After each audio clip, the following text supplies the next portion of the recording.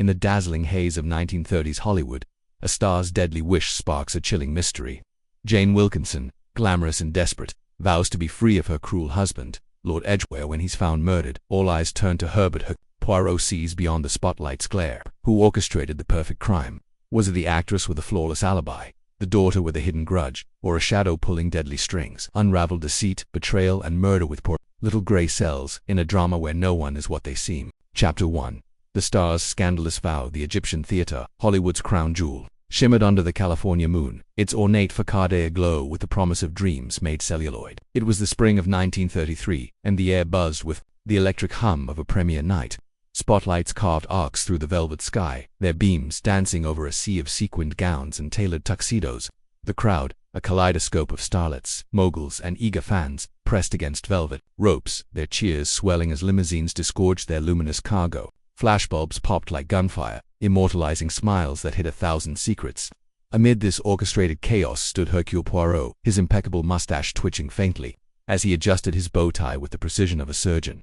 Beside him, Captain Arthur Hastings, ever the loyal companion, gaped at the spectacle, his boyish enthusiasm undimmed by the years. "Good heavens, Poirot," Hastings murmured, his eyes wide as a starlet in a silver gown glided past, her perfume trailing like a siren's call. "This is Hollywood. The glamour, the lights, it's like stepping into a moving picture." Poirot's green eyes, sharp as cut emeralds, surveyed the scene with a blend of amusement and detachment. "Oui, mon ami, it is a stage, and all here are players, but beneath the glitter, there is always the truth, waiting to be uncovered by the little Grey Cells." His voice, soft and accented, carried a weight that made Hastings glance at him, sensing the undercurrent of purpose in his friend's words.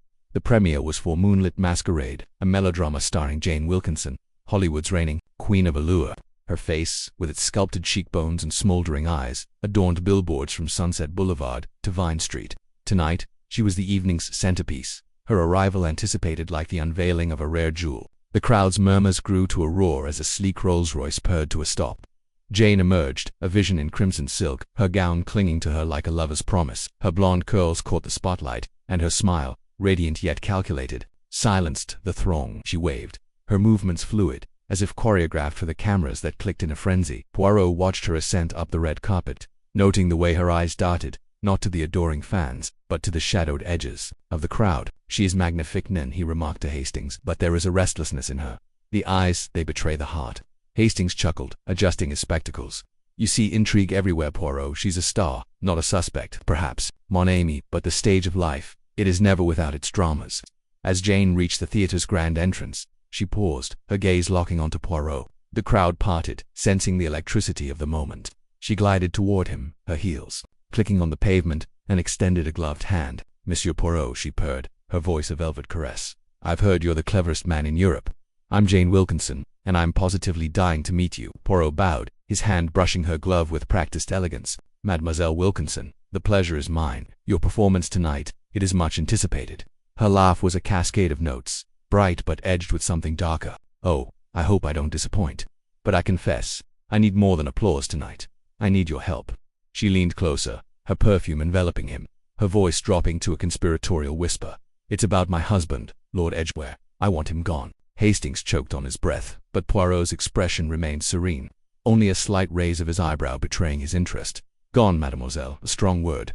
Jane's eyes flashed, her smile unwavering but her tone venomous. "He's a tyrant, Monsieur Poirot, a cold, controlling man who's trapped me in a marriage I loathe. I'd do anything to be free, anything." The last word hung in the air, heavy with implication, as the crowd's cheers swelled again, pulling her attention. She straightened, her mask of charm slipping back into place. "Think about it," she said, winking, before turning to greet a gaggle of reporters. Hastings stared after her, his face pale. "Good Lord, Poirot, did she mean what I think she meant?" Poirot's lips curved faintly. The words of a star, mon ami, are often a performance, but the truth that lies in the silences between them. He adjusted his cufflinks, his gaze lingering on Jane as she vanished into the theater, her crimson gown a splash of blood against the golden light. Inside, the auditorium was a cathedral of opulence, its chandeliers casting a warm glow over velvet seats and gilded walls. Poirot and Hastings settled into their balcony seats, the best in the house, courtesy of a producer eager to impress the famous detective. The lights dimmed and Moonlit Masquerade began, its flickering images weaving a tale of betrayal and passion. Jane's performance was mesmerizing, her every gesture commanding the screen. Yet Poirot's attention wandered, his mind replaying her words. I'd do anything to be free. Was it a jest, a plea, or something more sinister? As the film ended, the audience erupted in applause, but Poirot's focus shifted to the crowd below. A man in a dark suit, his face half hidden by a fedora, lingered near the exit, his eyes fixed on Jane as she took her bow on stage. The man's posture, tense and deliberate, struck Poirot as out of place in the sea of adulation. "Hastings," he murmured, "observe that gentleman. He does not applaud." Hastings squinted, his enthusiasm dampened. "Probably a critic. They're a doer a lot," perhaps Poirot said, but his tone suggested otherwise. The man slipped out before the house lights rose, leaving only a fleeting impression of menace. After the screening, Jane held court in the theater's lavish foyer, a flute of champagne in hand. She was surrounded by admirers, her laughter ringing out like a bell. Poirot and Hastings approached, weaving through the throng. "Mademoiselle," Poirot said, his voice cutting through the chatter. "A word, if you please." Jane's eyes flickered with surprise, then amusement. "Of course, Monsieur Poirot." "Excuse me, darlings," she said to her entourage, who dispersed with reluctant sighs. She led them to a quiet corner, her expression shifting from playful to earnest. "Have you thought, Tentang, my little problem?" Poirot's gaze was steady. "I think, mademoiselle, that your words carry weight. To speak of making someone gone, it is not a matter to be taken lightly." Her smile faltered, and for a moment, vulnerability cracked her polished facade. "You don't know what it's like, being tied to him. George Lord Edgware is a monster behind closed doors. He controls everything, my money, my career, my life. I just want to be free to marry the man I love." "And who is this man?" Poirot asked, his voice gentle but probing. Jane hesitated, her fingers tightening around her glass. "The Duke of Merton. He's kind, decent. George isn't. But George won't let me go. He enjoys watching me suffer." Hastings, ever gallant, bristled. "That's monstrous. Surely there's a legal way." "Legal?" Jane's laugh was bitter. "George owns judges like he owns scripts. Divorce is my only hope, and he'll never agree." She leaned closer, her voice a fierce whisper. "If he were dead, I'd be free. I'm not saying I'd do it, but wouldn't it be simpler?" Poirot's eyes narrowed, his mind cataloguing every nuance of her tone. "Simpler, perhaps, but not without consequence." "Be careful, mademoiselle, what you wish aloud." Jane tossed her head, regaining her composure. "You're right, of course. I'm just being dramatic. It's the actress in me." She flashed a dazzling smile and rejoined her admirers, leaving Poirot and Hastings in the flickering light of the foyer. As they stepped into the cool night air, Hastings shook his head. "She's a firecracker, that one. But surely she didn't mean it, Poirot. It's just talk." Poirot paused, his gaze fixed on the distant silhouette of the Hollywood sign, its letters stark against the hills. "Talk, mon ami, can be the spark that ignites a fire. And in Hollywood, where illusions reign, a spark is all it takes to burn the truth to ash." The street was alive with the hum of departing guests, their laughter mingling with the clink of glasses and the purr of engines. But Poirot's attention lingered on the shadows, where the man in the fedora had vanished. A chill ran through him, not from the night air, but from the certainty that Jane Wilkinson's words had set something in motion, something that would demand all his ingenuity to unravel. The premiere night faded into memory, but its echoes lingered, a prelude to a drama far darker than any film. Poirot adjusted his hat, his mind already turning over the puzzle. Jane's plea, her veiled threat, the mysterious onlooker, all were pieces in a game that had only just begun. Hercule Poirot, with his little grey cells, was ready to play. The Egyptian theatre's grandeur seemed to pulse with secrets as Poirot and Hastings made their way through the dispersing crowd. The night was warm, the air thick with jasmine and ambition. Hollywood, with its shimmering veneer, was a place where dreams were spun from light and shadow. But Poirot knew better than most that shadows often hid the sharpest truths. Jane Wilkinson's words, delivered with the precision of a seasoned performer, had struck a chord in him not of sympathy, but of suspicion. Her beauty was undeniable, her charm a weapon, but beneath her polished exterior lay a current of desperation that Poirot could not ignore. Hastings, ever the optimist, tried to lighten the mood as they walked toward their waiting car. "She's a star, Poirot. Stars say things for effect. You can't take her seriously." Poirot's lips quirked in a faint smile. "Mon ami, it is precisely because she is a star that I take her seriously. In her world, every word is a performance, but every performance has a purpose. She wishes us to believe her helpless, yet I sense a strength of calculation in her." Hastings frowned, his brow furrowing. "You think she's planning something?" "Surely not. Murder?" "Not planning, perhaps," Poirot said, his voice low, "but hoping, wishing. That is a different matter, and wishes, when spoken aloud, have a way of finding ears that listen." They reached their car, a sleek black Packard provided by their host, a producer eager to curry favor with the famous detective. As they settled into the leather seats, Poirot's gaze drifted to the theater's marquee, where Jane's name blazed in electric lights. The driver, a taciturn man with a scar above his brow, started the engine, and the car glided into the night. Hastings, still unsettled, shifted in his seat. What now, Poirot? Do we just wait for something to happen? Poirot's eyes gleamed in the dim light. We do not wait, mon ami. We observe, we listen, and we prepare. For in Hollywood, the drama is never confined to the screen. The car wound through the streets, passing palm-lined boulevards and neon signs that promised eternal youth and fame. But Poirot's mind was elsewhere, piecing together the fragments of the evening, Jane's venomous words, the man in the fedora, the undercurrent of menace in a city built on illusion. He knew, with the certainty of a man who had unraveled countless mysteries, that this was only the opening act. The curtain had risen, and the stage was set for a tragedy or a triumph. As the car turned onto Sunset Boulevard, a single thought crystallized in Poirot's mind. Jane Wilkinson was a woman who played her roles to perfection. But the role of the victim did not suit her, and that, he suspected, was the key to the drama that lay ahead. The next morning, Hollywood awoke to a blaze of headlines. The trades were abuzz with praise for Moonlit Masquerade. But a smaller, more insidious story lurked in the gossip columns, whispers of Jane Wilkinson's troubled marriage, her public disdain for Lord Edgware, and her bold declaration at the premiere. The city thrived on scandal, and Jane's words had provided ample fuel. Poirot, seated at a polished mahogany table in their rented bungalow, sipped his tisane and scanned the papers with a critical eye. Hastings, nursing a cup of coffee, looked up from his own copy of Variety. They're calling her the Crimson Siren now, rather catchy, don't you think? Poirot set down his cup with a delicate clink.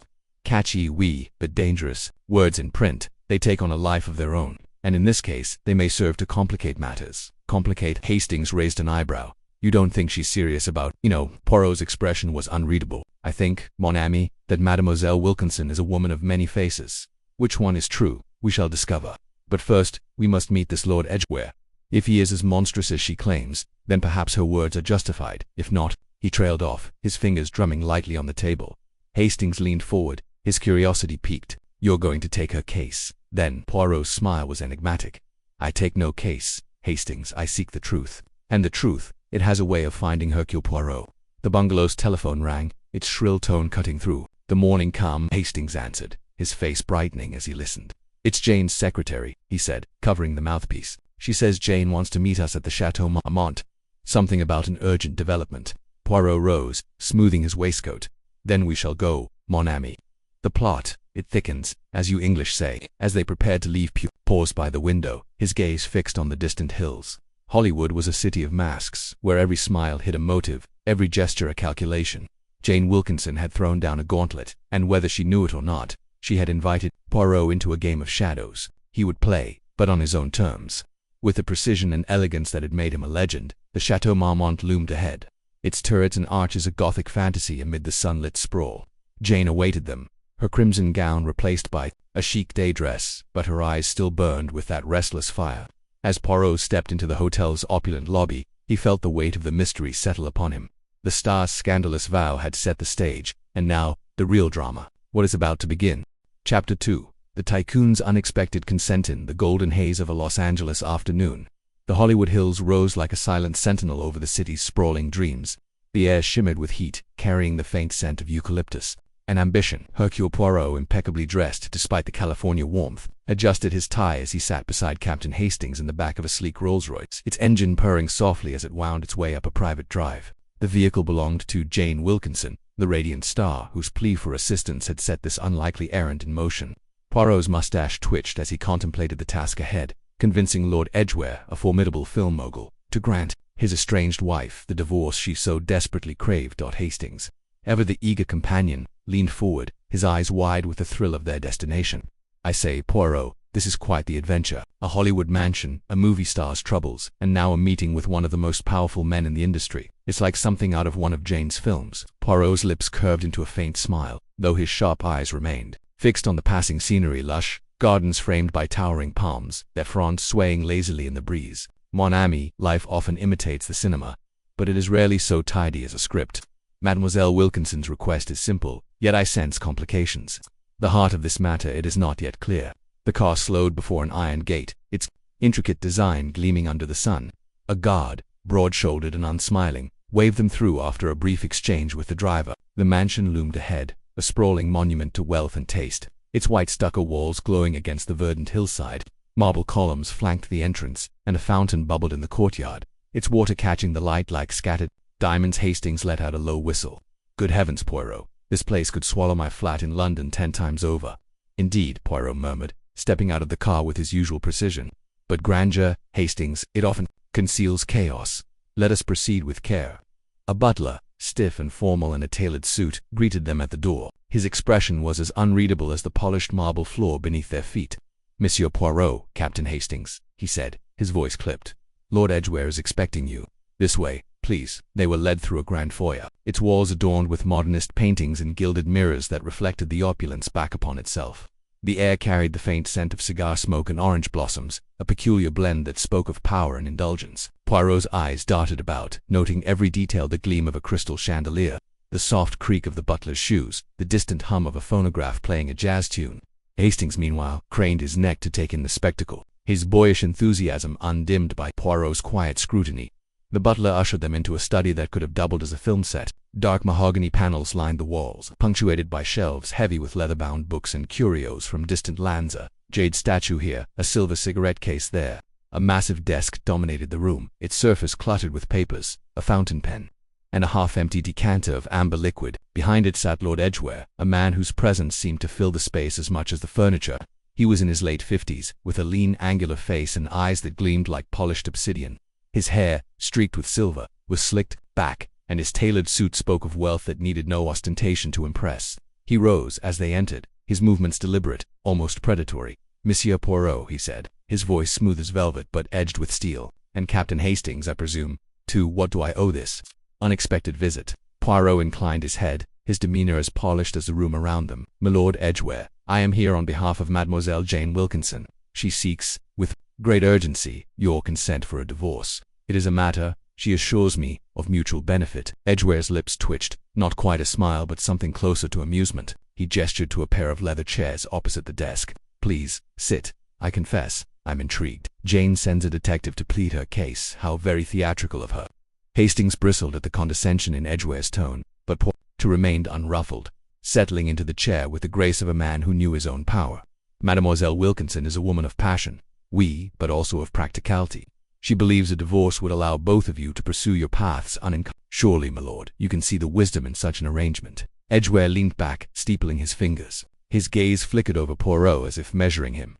"Jane wants her freedom, does she? And she thinks sending a Belgian detective with a flair for the dramatic will sway me. Tell me, Monsieur Poirot, why should I care what Jane wants?" Poirot's eyes narrowed slightly, though his smile remained. "Because, my lord, a marriage that exists only on paper serves no one. Mademoiselle Wilkinson is prepared to be generous in her terms, provided the matter is settled swiftly. Surely a man of your stature has no need to cling to a union that has long since lost its purpose." For a moment, silence hung in the room, broken only by the faint ticking of a clock on the mantel. Edgware's expression was unreadable, his fingers still steepled as he regarded Poirot. Then, to Hastings' astonishment, he laughed a low, mirthless sound that sent a shiver down the captain's spine.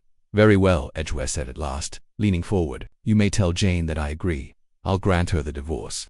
No fuss, no fight. I have no interest in keeping her tethered to me. She's free to chase her next leading man, or whatever it is she's after." Hastings blinked, caught off guard by the sudden capitulation. "Just like that," he blurted, unable to hide his surprise. Edgware's gaze flicked to Hastings, cool and dismissive. "Just like that, Captain. I'm a busy man. I don't waste energy on lost causes." Poirot, however, did not share Hastings' relief. His fingers tapped lightly on the arm of his chair, a subtle sign of his unease. "Your generosity, my lord. It is most unexpected. May I ask if there are any conditions to this agreement?" Edgware's smile was thin, almost serpentine. "None. I'll have my lawyers draw up the papers. Jane will have her freedom by the end of the week." The words were too smooth, too perfect. Poirot's little grey cells, as he so often called them, hummed with suspicion. A man like Edgware, ruthless, calculating a titan of industry, did not yield so easily. There was something beneath the surface, some hidden current Poirot could not yet discern.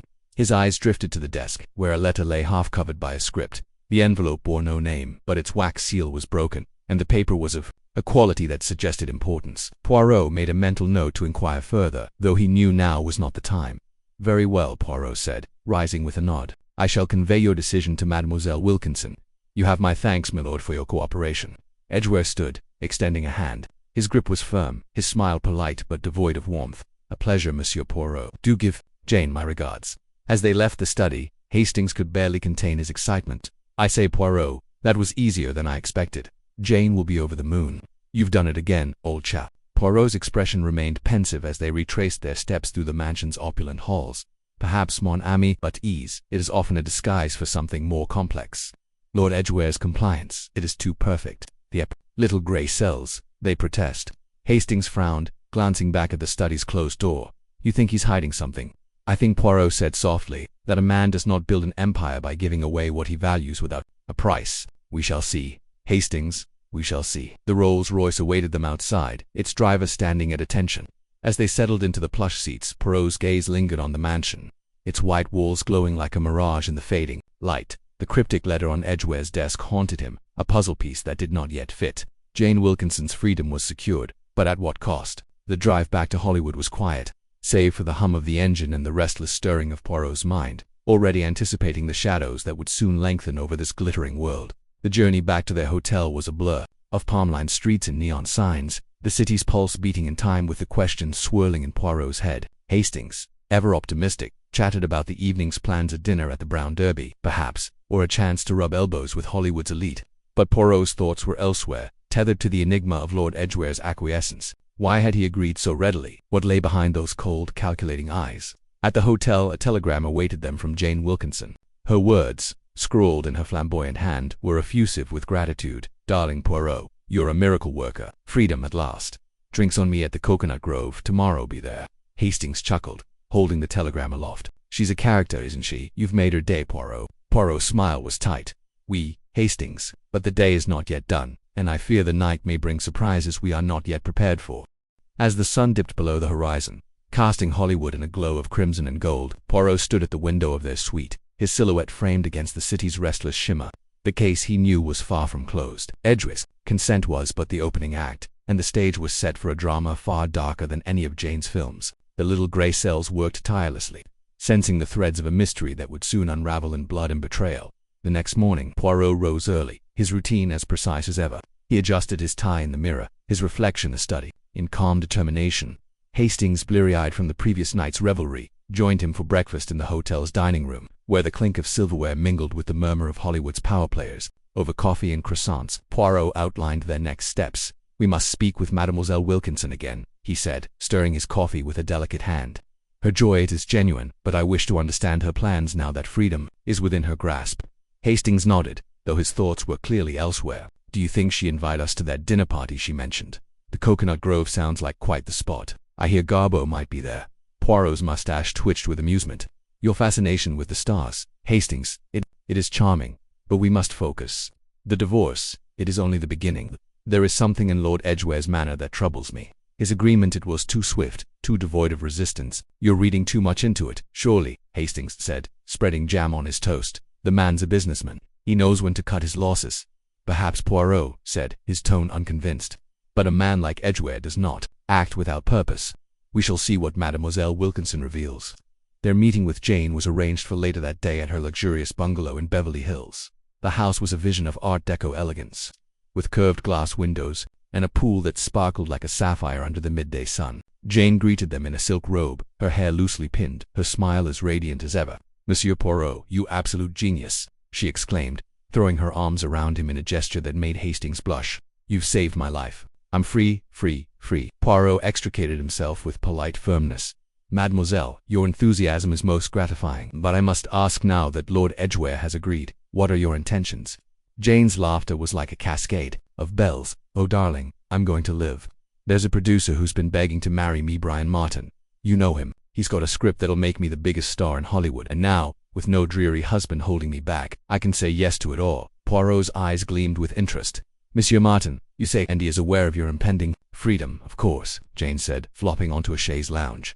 I told him the moment I got your telegram. He's over the moon. Says we'll be the power couple of the decade. Hastings, ever susceptible to Jane's charm, grinned. Sounds like quite a match, Miss Wilkinson. But Poirot's mind was elsewhere, turning over the name Brian Martin, a producer, with ambition, perhaps a man with motives. And Lord Edgware, Poirot said carefully, he was aware of Monsieur Martin's interest. Jane's smile faltered, just for a moment. Oh, George Lord Edgware, I mean, he didn't care. He's been done with me for years. Said so himself, didn't he? Indeed, Poirot said, his tone neutral. And yet, I wonder. Tell me, mademoiselle, has anyone else expressed concern about your marriage? Or about Lord Edgware? Jane frowned, her brow creasing in a way that somehow made her even more beautiful. Concerned? No, not really. Everyone knows George and I were a disaster. His daughter, Geraldine, she's a bit of a bore about it, always going on about family honor or some such nonsense, but she's harmless. And Ronald, his nephew, he's too busy spending George's money to care. Poirot's interest sharpened at the mention of Geraldine and Ronald. Mademoiselle Geraldine. She is close to her father. Jane snorted, an unladylike sound that contrasted with her elegance. Close? Hardly. George treats her like a prop, trots her out for publicity, then ignores her. She's got a chip on her shoulder, that one, but she wouldn't dare cross him and Monsieur Ronald. Poirot pressed. Ronald's a lich, Jane said bluntly. Charming, mind you, but always in debt. George bails him out, but not without a lecture. Honestly, I don't know why I'm telling you all this. You've got my divorce, haven't you? That's all that matters. Poirot smiled, but his eyes were keen. It is my nature, mademoiselle, to be curious. You have my thanks for your candor. As they left Jane's bungalow, Hastings was practically glowing. What a woman. She's got the whole town at her feet, Poirot. And now, thanks to you, she's free to conquer it. Poirot's expression was less jubilant. Freedom, Hastings, it is a powerful motive. But so is resentment, and so is greed. We must keep our eyes open. Mon ami, the stage is set, and I fear the curtain has not yet risen on the true drama. The rest of the day passed in a whirlwind of Hollywood glamour. Poirot and Hastings attended a studio tour at Jane's invitation, where they watched a scene being filmed, a dramatic confrontation between two lovers, the set ablaze with artificial moonlight. The director, a wiry man with a megaphone, barked orders while Jane, in costume, delivered her lines with a passion that captivated the crew. Hastings was entranced, but Poirot's attention wandered to the sidelines, where a young woman with striking features and a sullen expression watched Jane with undisguised resentment. Geraldine Marsh, he deduced, noting the resemblance to Lord Edgware in her sharp cheekbones and dark eyes. Trouble there, do you think? Hastings whispered, following Poirot's gaze. Perhaps, Poirot said. Family, Hastings, it is a fertile ground for secrets. And secrets, they have a way of blooming into danger.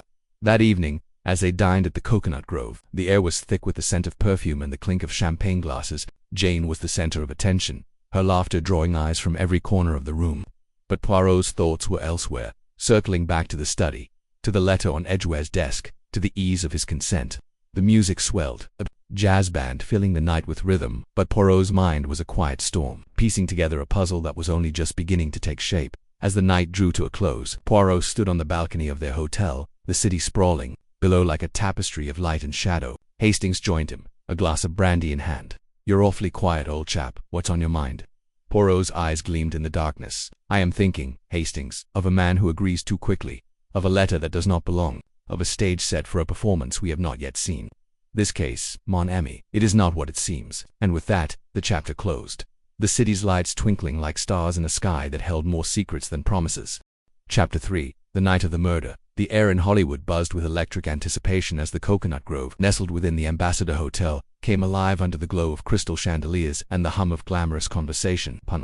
Fronds swayed gently in the breeze from hidden fans, casting long shadows across the polished dance floor where starlets twirled with producers, their laughter mingling with the clink of champagne flutes. Hercule Poirot, impeccably dressed in a tailored black suit, stood near a gilded column, his sharp eyes scanning the crowd. Beside him, Captain Hastings, ever the earnest companion, adjusted his tie, looking slightly out of place amid the dazzling throng.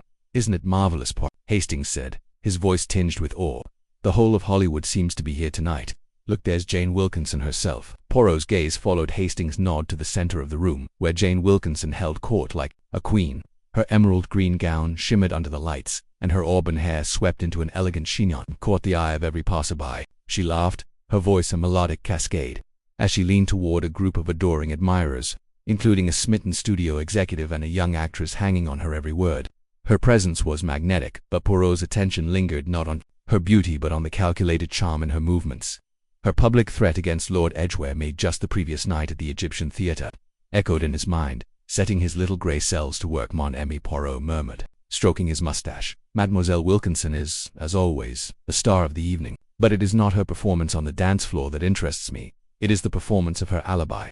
Hastings frowned, his brow furrowing. Alibi? You don't think she'd actually? Poirot raised a hand, silencing him. I think nothing, Hastings, until the facts present themselves. But her words last night, they were imprudent. Nan, to speak of getting rid of one's husband in such a public manner invites scrutiny. As the band struck up a lively foxtrot, Jane's laughter rang out again, drawing eyes from across the room.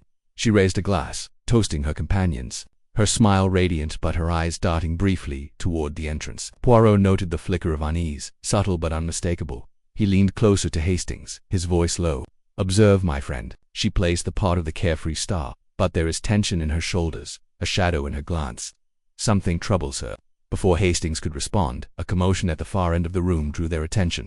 A waiter, balancing a tray of cocktails, had stumbled, sending glasses crashing to the floor. The crowd gasped, then laughed, as the flustered young man scrambled to clean the mess.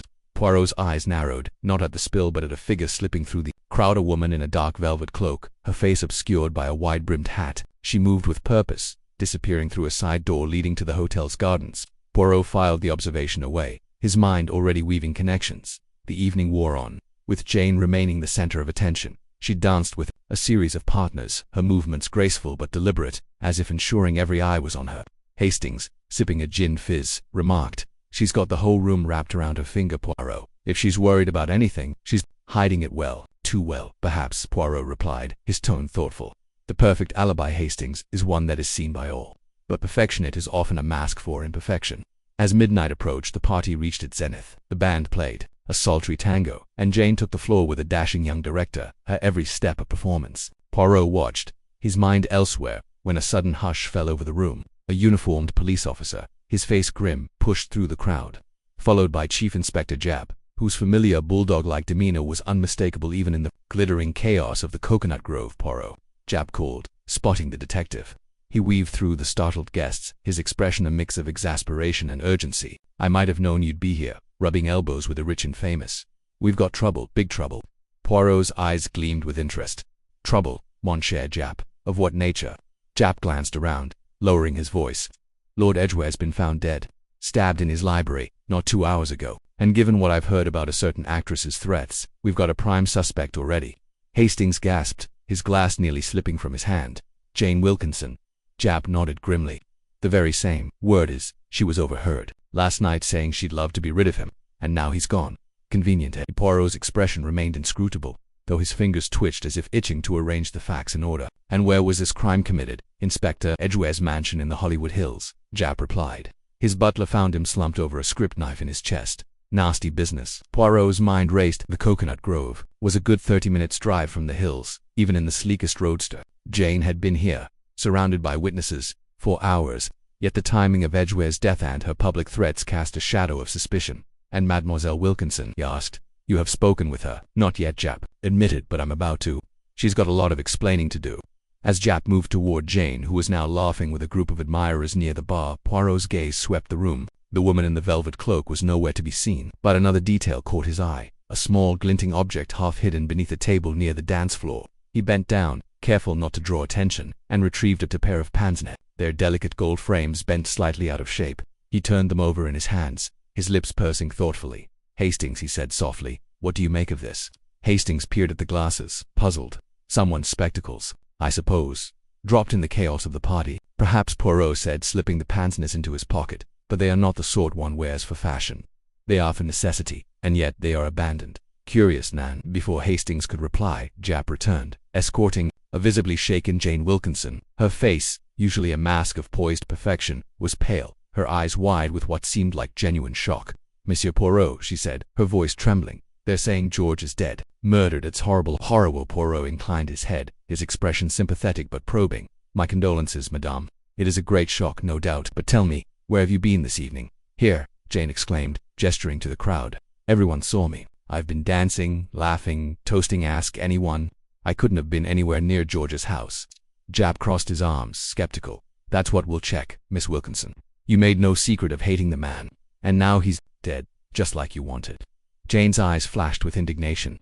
"I may have said foolish things, but I didn't kill him. I was here, I swear it." Poirot raised a hand, his tone calming. "Peace, Madame Inspector Japp. He does his duty. But if Mademoiselle Wilkinson was here, as she says, there are many who can confirm this." "We," Japp grunted, turning to the crowd right then. "Anyone see Miss Wilkinson leave this party at any point tonight?" A chorus of voices rose, overlapping in their insistence. "She was here all night," called a producer, waving a cigar. "Dancing with me not an hour ago," added the young director. A chorus girl nodded vigorously, her feathers bobbing. "Jane's been the life of the party." Japp's scowl deepened, but he could find no fault in the testimony. "All right," he said grudgingly. "But don't leave town. Miss Wilkinson, we'll need to talk again. As Japp moved off to question the staff, Jane clutched Poirot's arm, her voice low. Monsieur Poirot, you believe me, don't you? I didn't do this, I couldn't. Poirot patted her hand gently, his eyes never leaving her face. I believe in the truth, madame, and the truth, it has a way of revealing itself. Rest assured, Hercule Poirot will find it. Jane nodded, her composure returning, and rejoined her admirers, though her smile was less radiant now. Hastings watched her go, then turned to Poirot. Her alibi seems airtight. Poirot, dozens of people saw her here. She couldn't have done it. Poirot's eyes twinkled with that familiar spark of insight. Airtight, you say? Perhaps, Hastings. But an alibi so perfect it is like a script written for the screen. And in Hollywood, mon ami, nothing is ever quite what it seems. The band struck up again, the crowd resuming its revelry, but Poirot's mind was far from the music. He slipped the pince nez from his pocket, turning it over once more. The missing glasses, Jane's unshakable alibi, the mysterious woman in the cloak all were pieces of a puzzle that refused to fit neatly together. As the chapter drew to a close, Poirot stood motionless, his little grey cells humming with possibilities, while Hastings watched the glittering crowd, unaware of the darkness lurking just beyond the spotlight's glow. The investigation took Poirot and Hastings to Lord Edgware's mansion the next morning, a sprawling estate perched high in the Hollywood hills. The morning sun cast long shadows across the manicured lawns, and the air carried the faint scent of eucalyptus. The butler, a wiry man named Ellis with a perpetually nervous demeanor, led them through the grand foyer, its marble floors gleaming under a massive chandelier. Every detail of the house screamed wealth: ornate tapestries, gilded mirrors, a collection of rare film posters lining the walls. Yet there was a coldness to it, a sense of a home unloved and unlived in. He was in here, Sir Ellis said, his voice trembling as he opened the heavy oak doors to the library. I found him just after 10 last night. I haven't touched a thing. The library was a cavernous room, its walls lined with leather-bound books and shelves of scripts, some yellowed with age. A massive desk dominated the center, its surface cluttered with papers, a crystal decanter, and a half-finished glass of bourbon. And there, slumped in a high-backed chair, was the body of Lord Edgware. His face, even in death, retained its stern, aristocratic features, though the bloodstain on his silk shirt told a grim story. A dagger, its handle encrusted with what appeared to be costume jewelry, protruded from his chest. Poirot stepped forward, his eyes scanning the scene with meticulous care. The wound, it is precise, he murmured, leaning closer without touching. The body, one thrust, directly to the heart. The killer. They knew what they were doing. Hastings, standing a respectful distance back, shuddered. Ghastly way to go. And that dagger, it's almost theatrical, don't you think? Oui, Hastings, Poirot agreed, his gaze shifting to the desk. Theatrical, indeed. In Hollywood, even murder must have a touch of the dramatic. Japp, who had arrived moments earlier with a team of officers, was barking orders to photograph the scene. He turned to Poirot, his expression a mix of frustration and grudging respect. Well, Poirot, what do you make of it? Looks like a crime of passion to me. That dagger's no ordinary kitchen knife. Poirot's lips twitched in a faint smile. Passion, Inspector, perhaps, but passion is often a disguise for calculation. Tell me, what have you found? Japp gestured to the desk. Not much yet. The butler says nothing's missing, far as he can tell. No signs of a struggle either. Whoever did this caught Edgware off guard. Poirot circled the desk, his eyes darting from the scattered papers to the glass of bourbon. He paused, noticing a faint smudge on the glass, a partial fingerprint, barely visible in this glass. Inspector, it has been examined. Japp shrugged. We'll dust it for prints, but it's probably just Edgware's. He was alone when the butler left him. At 9, alone, Poirot repeated, his tone thoughtful. He bent down, inspecting the floor near the desk, and froze. Mon Dieu, he whispered, pointing to a small, almost imperceptible scuff mark on the polished wood. A shoe, perhaps. A woman's, by the size, and there another mark, near the window. Japp squinted, barely able to make out the marks. You've got eyes like a hawk, Poirot. Could be nothing, though the maid Mitove missed a spot. Perhaps, Poirot said, but his tone suggested otherwise. He moved to the window, which overlooked a private garden, and noted the latch was slightly ajar. The window it is, not locked an entry point. Perhaps, Japp frowned, making a note, we'll check it. But with Jane Wilkinson's threats on record, she's still our best bet. Even if she was at that party, she could have hired someone. Poirot nodded absently, his attention returning to the desk. Among the papers was a script, its cover page marked with red ink. The femme fatale, a single word, no, was scrawled across it in Edgware's bold handwriting. Poirot's fingers lingered on the page, his mind turning over possibilities. This script, he said, it is significant, I think. A rejection, perhaps, that angered someone. Hastings, peering over his shoulder, ventured, maybe Jane wanted to star in it, and he refused her. A possibility, Poirot said, but we must not leap to conclusions, mon ami. The truth, it hides in the details. As Japp's team continued their work, Poirot's gaze returned to the pince nez in his pocket. He had not mentioned it to Jap, preferring to keep the clue close until he understood its significance. The glasses were old-fashioned, not the sort Jane Wilkinson would wear, nor anyone in her glamorous circle. They suggested someone older perhaps, or someone trying to disguise their appearance. The woman in the velvet cloak flashed through his mind again. Her hurried exit from the coconut grove to deliver it to be coincidence. The morning stretched into noon, with Jap's team cataloguing evidence and interviewing the household staff. Ellis the butler confirmed that Edgware had no visitors after 9, and the maids reported nothing unusual. Yet Poirot's unease grew. The scene was too clean, too staged. The dagger, the script, the smudged glass hole pointed to a killer who wanted to send a message. But what? As they left the mansion, Hastings glanced back at the looming estate. It's a grim business, Poirot.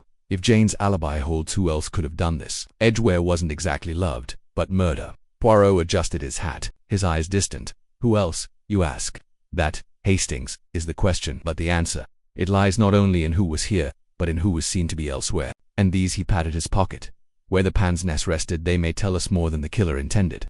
The drive back to Hollywood was quiet, the city's glamour a stark contrast to the darkness they had just left behind. Jane Wilkinson remained free, her alibi upheld by a room full of witnesses, yet the missing pince nez, the scuff marks, the unlocked window wall gnawed at Poirot's mind, promising a truth more complex than Jap's suspicions. As the sun dipped below the horizon, casting Hollywood in a golden glow, Poirot knew the case was far from closed. The stage was set, the players in place, and the next act was about to begin. Chapter 4. The impersonator's game. The Hollywood night pulsed with a rhythm all its own, a syncopated beat of ambition and secrets that thrummed beneath the city's glittering surface.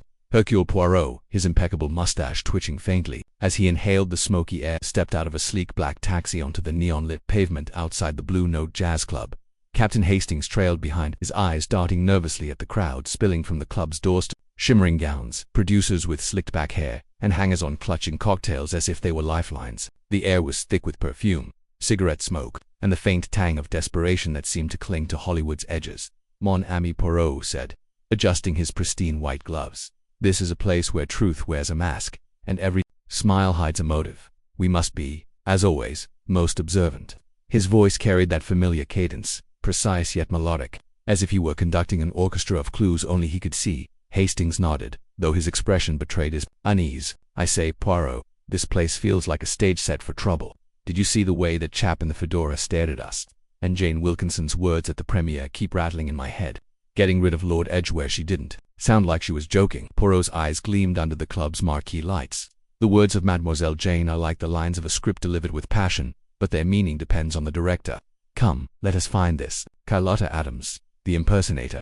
She may hold the key to this drama. Inside, the Blue Note was a cavern of shadows and sound. A saxophone wailed a sultry melody, weaving through the chatter of the crowd. The stage was bathed in a soft amber glow, where a singer in a sequined dress crooned about lost love. Poirot and Hastings navigated the maze of tables, their progress slowed by the occasional nod to a curious onlooker who recognized Poirot's distinctive silhouette. Hollywood, it seemed, had already begun whispering about the diminutive detective from Europe. At a corner table, half hidden by a velvet curtain, sat Carlotta Adams. She was a striking woman, not yet 30, with sharp cheekbones and eyes that flickered with intelligence. Her auburn hair was pinned loosely, a deliberate contrast to the polished glamour of the room. She wore a simple black dress, but its cut suggested a performer who knew how to command attention.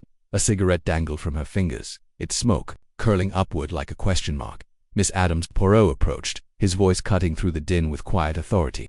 I am Hercule Poirot, and this is my associate, Captain Hastings. May we have a moment of your time? Carlotta's eyes narrowed, assessing them. She took a slow drag on her cigarette, exhaling a plume that briefly obscured her face. I've heard of you, Mr. Poirot, the detective with the funny mustache, and the brain that never stops. What's a man like you doing in a place like this? Her voice was low, with a hint of a New York accent, and carried the confidence of someone used to playing roles. Poirot smiled unperturbed. I am here, mademoiselle, because you are a woman of remarkable talent. Your gift for impersonation, I understand, is the talk of Hollywood, and it is this talent that brings me to you tonight. Hastings shifted uncomfortably, his gaze flicking to the crowd. We're investigating a rather serious matter, Miss Adams. It's about Lord Edgware's death. Carlotta's expression didn't change, but her fingers tightened slightly around her cigarette. Edgware, the film mogul. I read about it in the papers. Stabbed in his own library, wasn't it? Tragic. But what's that got to do with me? Poirot leaned forward, his eyes locking onto hers. A witness, mademoiselle, claims to have seen a woman resembling Jane Wilkinson entering Lord Edgware's mansion at the time of the murder. And yet, Mademoiselle Jane was at the Coconut Grove, surrounded by admirers, curious now. I have heard that your impersonation of Miss Wilkinson is so precise that one might mistake you for her in the dim light of a Hollywood night. Carlotta's laugh was sharp, like the clink of ice in a glass. You think I dressed up as Jane, and waltzed into Edgware's place to stick a knife in him? That's a stretch, even for a detective like you. She leaned back, crossing her arms. Sure, I do a Jane Wilkinson act. It's a crowd pleaser, the way she tosses her hair. That sultry purr, people eat it up. But I'm no killer. Hastings, unable to contain himself, blurted, but someone saw you're someone who looked like Jane near the mansion. You can't deny that's suspicious. Poirot raised a hand, silencing Hastings with a gentle gesture. Permit me, Hastings. Mademoiselle Adams, I do not accuse you, but I must know, have you recently performed your impersonation of Miss Wilkinson for a private engagement? Perhaps for a client who wished to create a certain effect? Carlotta's composure faltered for a fraction of a second. Her eyes darted to the side, where a waiter was clearing a nearby table. She stubbed out her cigarette with more force than necessary. All right, I'll level with you, she said, her voice dropping to a near whisper. A couple of weeks ago, I got a call from someone, a man, I think, though he used one of those voices. He offered me a fat stack of cash to do my Jane act at a specific time and place. Said it was for a private party, some big shot's birthday or something. I was to show up at an address in the hills, act like Jane, and leave, no questions asked. Poirot's mustache twitched. And this address, mademoiselle, it was the mansion of Lord Edgware. Carlotta hesitated, then nodded. Yeah, I didn't go inside though. I just stood outside, did a little of Jane's walk, her laugh, you know. There was a car waiting, and I got in and left. That was it. I didn't see Edgware, and I sure didn't stab him. Hastings frowned, leaning forward. But why would someone pay you to impersonate Jane outside Edgware's house? It sounds like a setup, precisement, Poirot murmured, his eyes never leaving Carlotta's face. And this client, mademoiselle, did he give a name? Any detail that might identify him? Carlotta shook her head. Nothing. The money that showed up in my dressing room the next day, in an envelope with no note, $500, cash. I figured it was some rich guy's prank. Hollywood's full of weirdos with too much money. Poirot's fingers tapped lightly on the table, a rhythm that seemed to echo his racing thoughts. And since this performance, have you had any further contact with this mysterious client? Before Carlotta could answer, a shrill ring cut through the jazz club's hum. A telephone on the bar, manned by a harried bartender, was ringing insistently. The bartender glanced at Carlotta, holding up the receiver. Miss Adams, call for you. Carlotta's face paled, though she quickly masked it with a smile. Excuse me, gentlemen, probably my agent nagging about a gig. She rose, her movements graceful but hurried, and crossed to the bar. Poirot and Hastings watched as she picked up the phone, her back to them. Her posture stiffened, and her free hand gripped the edge of the bar tightly. The conversation was brief, no more than a minute, but when she returned, her eyes were guarded. Everything all right, Miss Adams? Hastings asked, his concern genuine. Fine, she said, too quickly, just business. Look, I've told you what I know. I did the job, got paid, and that's the end of it. I don't know anything about Edgware's murder. Poirot studied her, his gaze piercing. Mademoiselle, a word of caution. The game you have played, however innocently, has placed you in a dangerous web. If you recall any detail, however small, you must contact me at once. He slid a card across the table, his name printed in elegant script. Carlotta took the card, her fingers brushing it lightly. I'll keep that in mind, Mr. Poirot, but I'm just a performer, not a detective. I don't go looking for trouble. She stood, smoothing her dress. Now, if you'll excuse me, I've got a show to prep for. As she walked away, her silhouette swallowed by the crowd. Hastings leaned toward Poirot. She's hiding something, isn't she? That phone called it. You see how she reacted? Poirot nodded, his expression grave. Oui, Hastings. The lady is a fine actress, but not fine enough to conceal her fear. That call was no agent. It was a warning, or perhaps an order. We must keep a close watch on Mademoiselle Adams. The jazz club pulsed on, oblivious to the undercurrent of danger. Poirot and Hastings lingered, their table now a small island in the sea of revelry. The detective's mind was already turning, piecing together the fragments of the puzzle. Carlotta Adams, with her talent for mimicry, had been drawn into a plot far larger than a simple impersonation. But who had hired her, and why, and how? Did it connect to the lifeless body of Lord Edgware slumped over his script in a pool of blood? As the saxophone wailed its final note, Poirot rose, his cane tapping lightly on the floor. Come, Hastings, the night is young, and the game is afoot. We must find the one who pulls the strings in this Hollywood drama. Hastings followed, his mind racing with questions. But where do we start, Poirot? Carlotta's our only lead, and she's not exactly forthcoming. Poirot's smile was enigmatic. We start, mon ami, with the little gray cells. They will guide us through the shadows of this city where every face is a mask and every motive a riddle. Chapter 5. A second death in the spotlight. The Hollywood night shimmered with its usual decadence. the air thick with the scent of jasmine and ambition. Hercule Poirot, his immaculate mustache twitching ever so slightly, stood at the edge of Carlotta Adams' modest apartment, his sharp eyes scanning the scene. The young impersonator's lifeless body lay sprawled across a velvet chaise, her once vibrant features frozen in a mask of eternal repose. A glass vial, its contents spilled across the hardwood floor, glinted under the dim glow of a Tiffany lamp. The police photographer's flash popped, capturing the tragedy in stark monochrome, while Captain Hastings hovered nearby, his face pale, his usual optimism dimmed by the grim sight. "It is not right, Poirot," Hastings murmured, his voice barely above a whisper. "She was so young, so full of life. An overdose. It doesn't add up." Poirot's gaze flicked to his friend, his expression unreadable. "Mon ami, in Hollywood, what appears to be rarely is the little gray cells. They protest this is no mere accident." He stepped forward, his polished shoes clicking against the floor, and crouched beside the vial. His gloved fingers hovered over it, not touching, but observing. "This vial, it is too conveniently placed. And see, Hastings, the label it is smudged, as if someone wished to obscure its origin." The room buzzed with police activity. Chief Inspector Japp, his trench coat rumpled from a long night, barked orders to a pair of uniformed officers. "Secure the scene, lads. No one touches anything until we've got prints." He turned to Poirot, his brow furrowed. "Well, Poirot, you've got that look again. What's your fancy brain cooking up this time?" Poirot rose, brushing invisible dust from his impeccable suit. "Monsieur Japp, I am cooking up nothing but the truth. This death, it is no coincidence. It is tied to Lord Edgware's murder, as surely as the stars are tied to this city's dreams." Japp snorted, though his eyes betrayed a flicker of respect. "You're saying we've got a double murder on our hands? First Edgware, now this poor girl. Hollywood's turning into a slaughterhouse." "Precisely," Poirot replied, his voice soft but firm. "But it is not random. There is a pattern, a design. We must find the thread that binds these tragedies." Hastings, still shaken, gestured toward a small writing desk in the corner. "Poirot, look here." A letter half-torn addressed to Carlotta. He handed it to Poirot, who unfolded it with care. The paper was heavy, expensive, the kind favored by Hollywood's elite. The words, written in a hurried scrawl, read, "You played your part well, but silence is golden. Keep it, and the money's yours. Speak, and you'll regret it." No signature, no return address, but the implication was clear blackmail. Poirot's eyes narrowed. "This letter, it is the key. Carlotta Adams was paid to impersonate Jane Wilkinson. Yes, but she knew too much. Someone wished to ensure her silence permanently. The apartment was a study in contrasts to Carlotta as a public persona. Her stage costumes, sequined gowns, and feathered headpieces hung in an open wardrobe, their glamour at odds with the simplicity of her living space.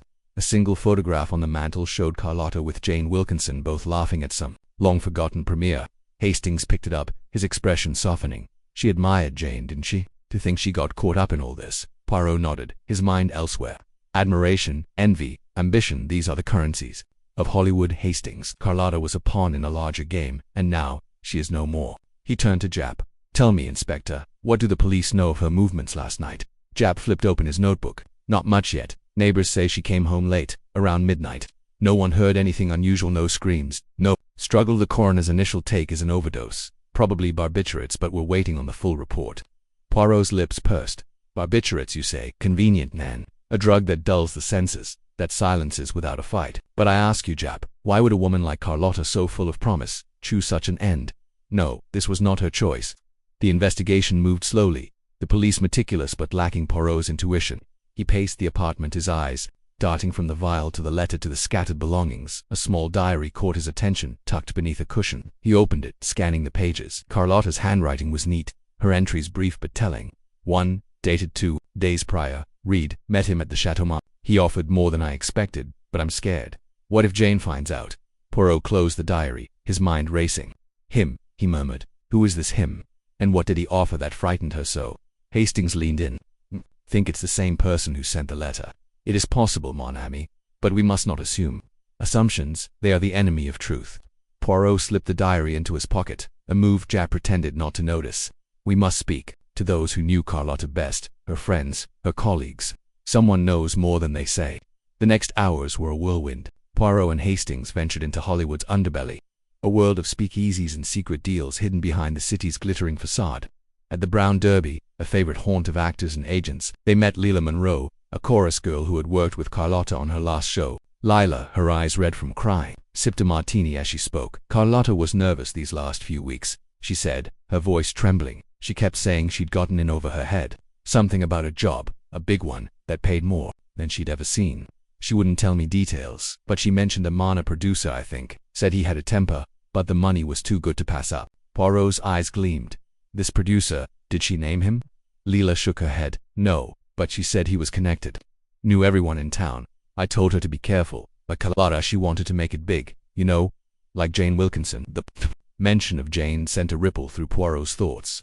He thanked Lila and led Hastings back into the night, the city's neon signs casting long shadows. Jane Wilkinson, Poirot mused. Her name, it is everywhere, like a melody that will not cease. Yet, is she the composer of this tragedy, or merely its refrain?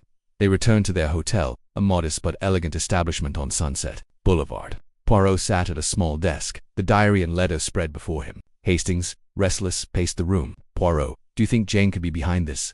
She had the motive to kill Edgware, and now Carlotta, who impersonated her. It's too neat. Poirot tapped his temple. Neat, yes, but too neat. Hastings, the killer wishes us to believe Jane is guilty. The impersonation, the public threats, the alibi that is almost too perfect. It is a performance, designed to distract. But from what?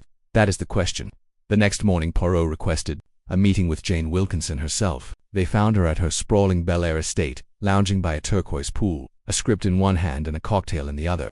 Her beauty was undeniable, her golden hair catching the sunlight, but her eyes held a flicker of unease as Poirot approached. Monsieur Poirot, she purred, setting the script aside.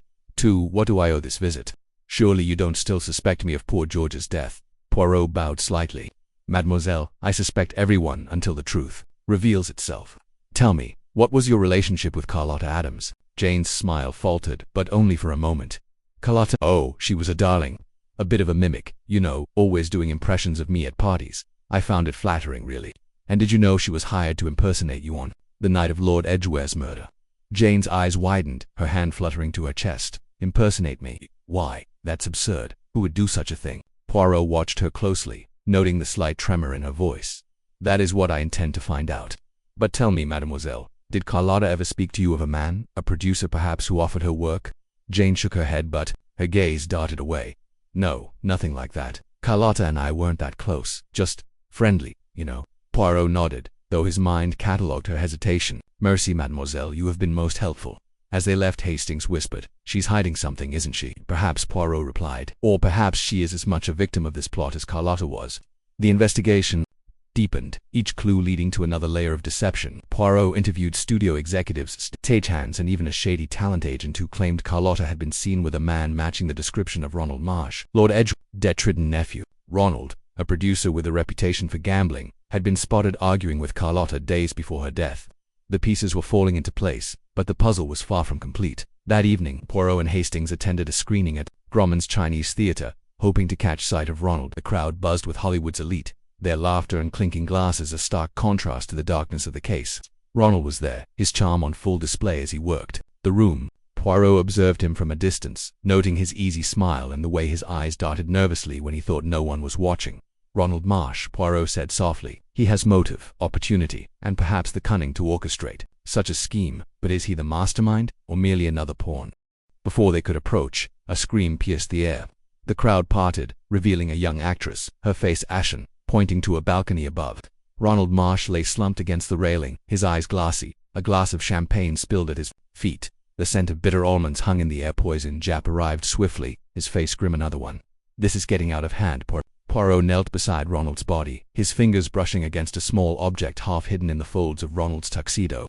It was a gold cigarette case, engraved with the initials JW. He held it up, his eyes narrowing. Jane Wilkinson, he murmured, or someone who wishes us to believe it is her. The chapter closed with Poirot standing amidst the chaos, the cigarette case in his hand, his mind racing. Carlotta's death had been no accident, and Ronald's murder confirmed it. The killer was tying up loose ends, but Poirot was closing.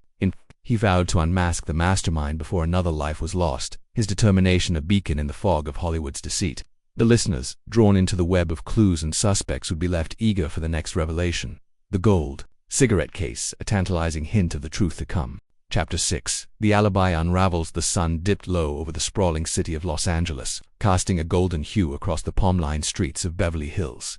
The air was thick with the scent of jasmine and ambition, a heady mix that clung to the evening like the last notes of a jazz saxophone. Hercule Poirot, his mustache impeccably waxed, adjusted his bow tie as he stepped out of a sleek black Rolls-Royce, Captain Hastings at his side. The Beverly Hills Hotel loomed before them, its pink stucco facade glowing under the twilight, a beacon of opulence where Hollywood's elite gathered to see and be seen. Tonight, Poirot had one goal: to unravel the airtight alibi of Jane Wilkinson, the femme fatale, whose charm was as dangerous as her public threats against her late husband, Lord Edgware Hastings, ever the loyal companion.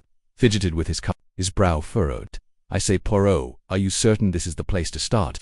Jane was surrounded by dozens at that dinner party. Surely her alibi is ironclad.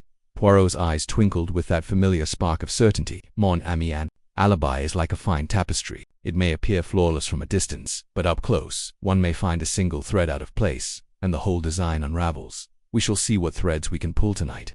The hotel's grand lobby was a spectacle of Art Deco elegance. Floors gleamed under crystal chandeliers, and the murmur of conversation mingled with the clink of champagne flutes. Hollywood's luminaries milled about, their laughter and gossip a constant hum. Poirot's sharp gaze swept the room, noting the faces from Jane's dinner party at the Coconut Grove on the night of Lord Edgware's murder. There was Sylvia Norman, the sultry brunette actress whose rivalry with Jane was the talk of Tinseltown; Douglas Crane, a slick director with a penchant for gambling; and Clara Beaumont, a gossip columnist whose pen was sharper than any dagger. Each had been at the table, each a witness to Jane's dazzling presence, or so they claimed. Poirot led Hastings to a private dining room reserved for their inquiry, its walls adorned with gilded mirrors that reflected the flickering candlelight. Chief Inspector Japp, his face set in its usual mix of skepticism and grudging respect for Poirot, awaited them.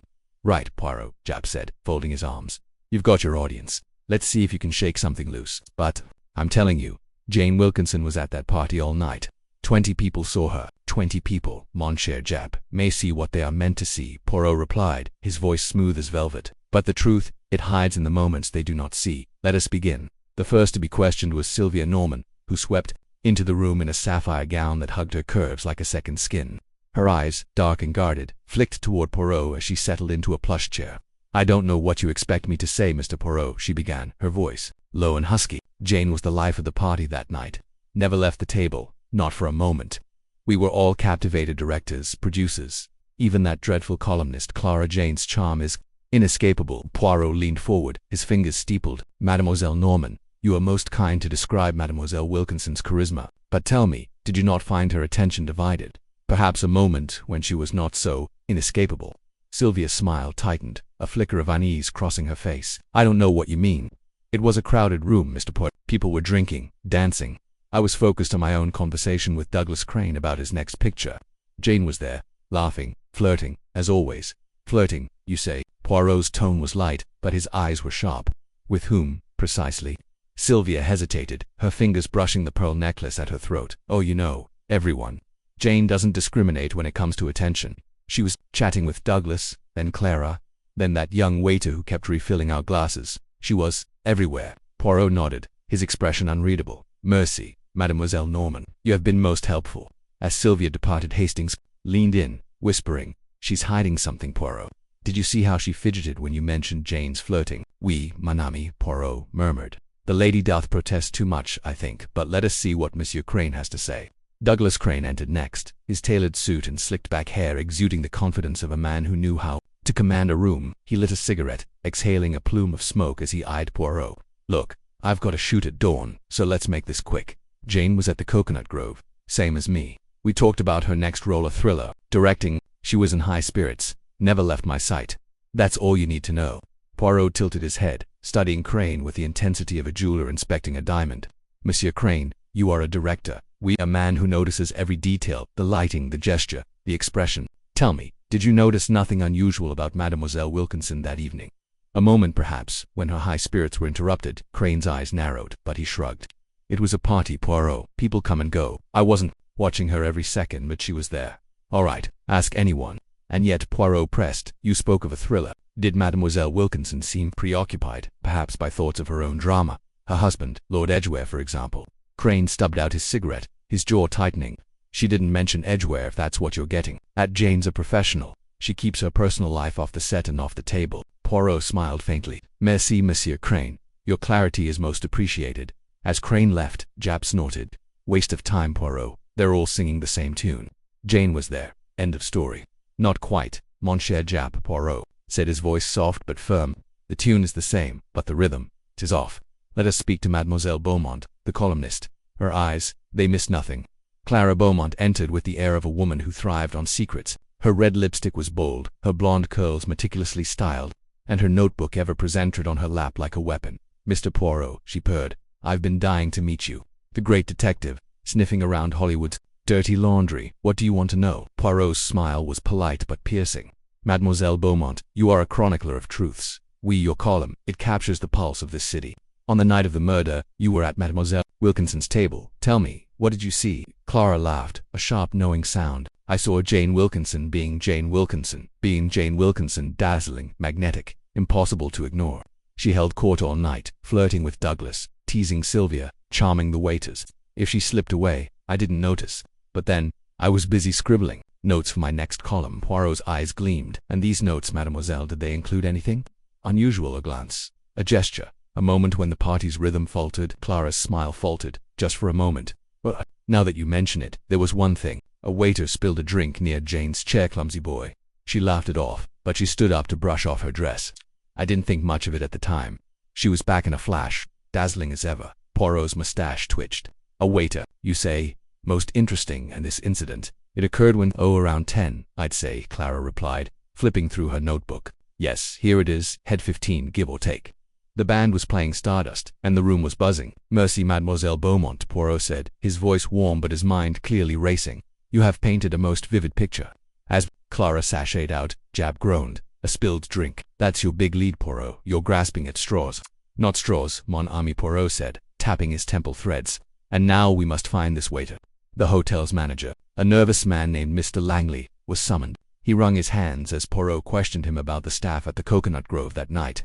"We had a full crew, Mr. Poirot," Langley stammered.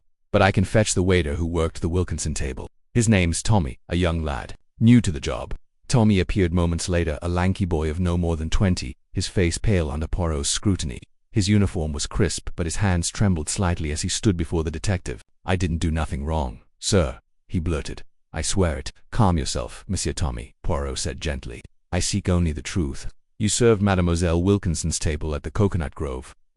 Tell me about this spilled drink that Mademoiselle Beaumont mentioned." Tommy's eyes widened. "Oh, that. It was an accident, sir. I was pouring champagne, and my hand slipped. Miss Wilkinson stood up to shake out her dress. She was real nice about it. Didn't make a fuss. She stepped away for a minute, maybe two, to fix her gown in the powder room, came right back, smiling like always." Poirot leaned forward, his voice low and precise. "A minute or two, you say? And where was this powder room?" "Just down the hall from the Grove, Sir," Tommy said. "Not far at all. She was back before I even cleaned up the spill." Poirot's eyes narrowed. "And during this minute or two, did anyone else leave the table?" Tommy frowned, thinking hard. "I don't think so, sir. Everyone was laughing, talking, but it was busy. You know, I wasn't watching everyone." "Merci, Tommy," Poirot said, dismissing the boy with a nod. As Tommy scurried off, Poirot turned to Hastings and Jap, his expression triumphant. "There, Mies Amos, is the thread we sought. A minute or two enough time, perhaps, for Mademoiselle Wilkinson to slip away, unseen by most. The powder room, it is close, but it is also a door to opportunity." Jap scoffed. "You're saying she nipped out, hopped across town, stabbed her husband, and was back before dessert? That's absurd." "Poirot, perhaps," Poirot said, his smile enigmatic. "But we must consider all possibilities. And now, we must speak to another guest, one who has been mentioned only in passing." The next to be summoned was Geraldine Marsh, Lord Edgware's daughter from his first marriage. She entered the room with a quiet grace that contrasted sharply with the flamboyance of Hollywood stars. Her dark hair was pulled back in a simple chignon, and her gray eyes held a mix of defiance and sorrow. She was no actress, but her presence commanded attention, a woman shaped by loss and resentment. "Mademoiselle Marsh," Poirot began, his tone gentle, "you were at the Coconut Grove. A guest at Mademoiselle Wilkinson's table. Tell me, what did you observe of her that night?" Geraldine's lips tightened. Jane was herself, loud, charming, the center of everything. "I didn't pay her much mind. I was there for my father's sake, to keep up appearances. He insisted I attend, even though we didn't get along." Poirot's gaze softened, but his questions were relentless. "And your father, Lord Edgware, he was a difficult man, was he not? A man whose decisions caused you pain?" Geraldine's eyes flashed. "He was cruel. He controlled everything, my inheritance, my future. He threatened to cut me off if I didn't obey his every whim. But I didn't kill him, if that's what you're implying. I was at the party, just like Jane." "And during the incident with the spilled drink," Poirot pressed, "did you notice Mademoiselle Wilkinson leave the table?" Geraldine hesitated, her fingers twisting in her lap. Yes, I suppose she did. For a moment, but it was nothing unusual. People were coming and going all night. I didn't think anything of it. Poirot nodded, his mind clearly cataloguing every word. And you, mademoiselle, did you leave the table at any point? Geraldine's cheeks flushed. I stepped outside for air. If you must know, the room was stifling, and I needed a moment alone. But I was only gone a few minutes. I didn't go anywhere near my father's house. Merci, mademoiselle, Marche Poirot said, his voice calm but his eyes alight with thought. You have been most forthcoming. As Geraldine left, Hastings leaned in, his voice low. Poirot, you don't think Geraldine had anything to do with it, do you? She seems so fragile. Fragile, perhaps, but not without strength. Poirot replied. Her resentment of her father is a motive, mon ami, and her absence from the table, however brief, is another thread in our tapestry. Japp threw up his hands. This is madness, Poirot. You've got Jane slipping out, Geraldine slipping out, half the blasted party could have slipped out. We're no closer to the truth. Patience, mon cher Jappy, Poirot said, his smile serene. The truth, it is like a star in the daylight. It is there, but we must wait for the right moment to see it clearly. The evening wore on, and Poirot questioned more guests, a producer who'd been too drunk to notice much, a starlet who'd been too busy flirting with a studio head, a musician who'd been focused on his saxophone. Each confirmed Jane's presence, but none could account for every moment of her evening. The spilled drink, it seemed, had created a brief window of chaos, a moment when eyes were averted, and Jane or someone else could have moved unseen as the last guest departed. Poirot sat back, his fingers drumming lightly on the table. We have learned much, Mies Amos, he said. Mademoiselle Wilkinson's alibi, it is not so solid as it seems. A minute or two, a powder room, a spilled drinks, these are the cracks through which the truth may slip. Hastings frowned. But Poirot, even if Jane left for a moment, how could she have reached Edgware's mansion and back in time? It's impossible. Impossible, perhaps, for an ordinary woman, Poirot said, his eyes gleaming. But Mademoiselle Wilkinson, she is no ordinary woman. And we must not forget the impersonator Carlotta Adams, whose role in this drama grows ever more intriguing. Japp sighed, rubbing his temples. So what's next, Poirot? You've got us chasing shadows. Shadows, but shadows cast by a very real figure, Poirot said. Tomorrow we shall visit the coconut grove once more, to speak with the staff and examine this powder room.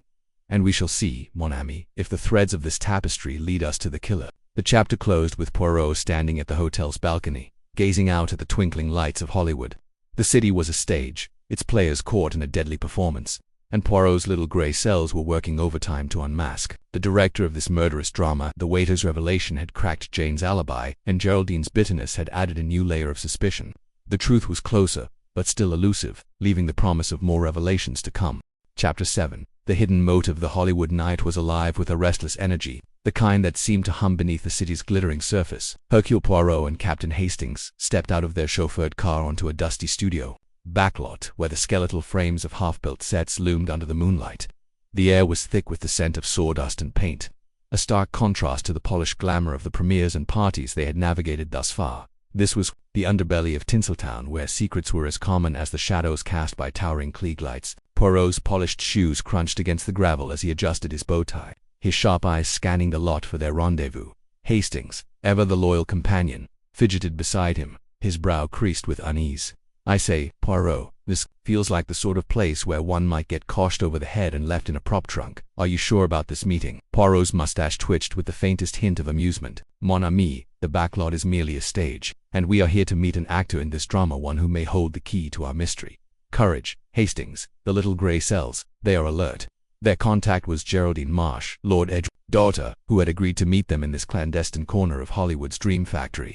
The young woman emerged from the shadows of a mock Parisian street set, her auburn hair catching the faint glow of a distant spotlight. She was striking, with the poised beauty of a silent film star, but her eyes carried a weight that spoke of sleepless nights and buried resentments. Her emerald green dress clung to her frame, its elegance at odds with the gritty surroundings. Monsieur Poirot, she greeted, her voice low and cautious. Captain Hastings, I wasn't sure you'd come. This isn't exactly the coconut grove. Poirot inclined his head, his expression unreadable. Mademoiselle Marsh, it is precisely because this is not the coconut grove that we are here. The truth, it often hides in the places least illuminated by the spotlight. You have information about your father, Lord Edgware Nan. Geraldine's lips tightened, and she glanced over her shoulder, as if expecting an eavesdropper to materialize. From the shadows I do, but I'm risking a lot by talking to you. If certain people knew I was here. She trailed off, her fingers twisting the strap of her purse. Hastings stepped forward, his chivalrous instincts kicking in. Miss Marsh, we'll keep this discreet. You have my word. "What's this about your father?" She hesitated, then nodded, leading them deeper into the backlot, past a crumbling facade of a western saloon and toward a quiet corner where a faux castle gate stood half assembled. The moonlight cast eerie patterns on the ground, and the distant hum of a generator added a low, ominous pulse to the scene. Geraldine stopped, her back to the gate, and fixed Poirot with a steely gaze. "My father was a monster," she said, bluntly, not just to Jane Wilkinson, though she had her share of his cruelty. "He controlled everyone around him, me, his business partners, even his so-called friends. He was planning to disinherit me, Monsieur Poirot. Me, his only daughter." Poirot's eyes narrowed, his interest piqued. "Disinherit you? For what reason, mademoiselle?" Geraldine's laugh was bitter, echoing faintly off the plywood castle. "For daring to have a life of my own. He wanted me to marry some studio executive to secure his empire, but I refused. I wanted to act, to make my own name, not be a pawn in his game. He told me last month that if I didn't comply, he'd leave everything to Ronald Marsh, no relation. Mind you, just a leech of a producer who's been clinging to my father's coattails for years." Hastings frowned, jotting notes in his mind as he tried to keep up. "Ronald Marsh. The chap we saw at the premiere, all charm and slicked back hair. He didn't strike me as the inheriting type." "Charm is cheap in Hollywood," Geraldine said, her voice dripping with disdain. "Ronald's drowning in debt, gambling, bad investments, you name it. My father knew it, but he also knew Ronald would do anything to stay in his good graces. That's why father kept him close. Ronald was his lapdog, always sniffing around for scraps." Poirot's fingers tapped lightly against his walking stick, a rhythmic signal of his mind at work. "And this Ronald Marsh, he knew of your father's intention to disinherit you?" "Oh yes," Geraldine said, her eyes flashing. "Father made sure of it. He loved pitting people against each other.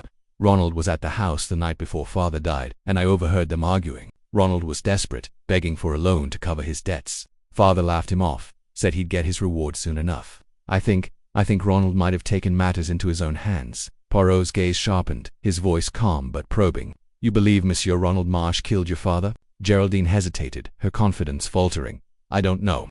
I want to believe it, because it would mean justice for what father did to me. But Ronald's not clever enough to pull it off alone.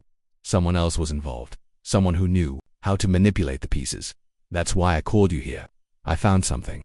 She reached into her purse and produced a folded piece of paper, its edges creased and slightly yellowed. This was in father's study, tucked inside a script he was reading. "I took it before the police sealed the room." Poirot took the paper with gloved hands, unfolding it carefully. It was a letter, written in a hurried scrawl, addressed to Carlotta Adams, the impersonator who had met her tragic end. The text was brief but damning. "Carlotta, the job is simple. Be Jane at the mansion, 9 p.m. sharp.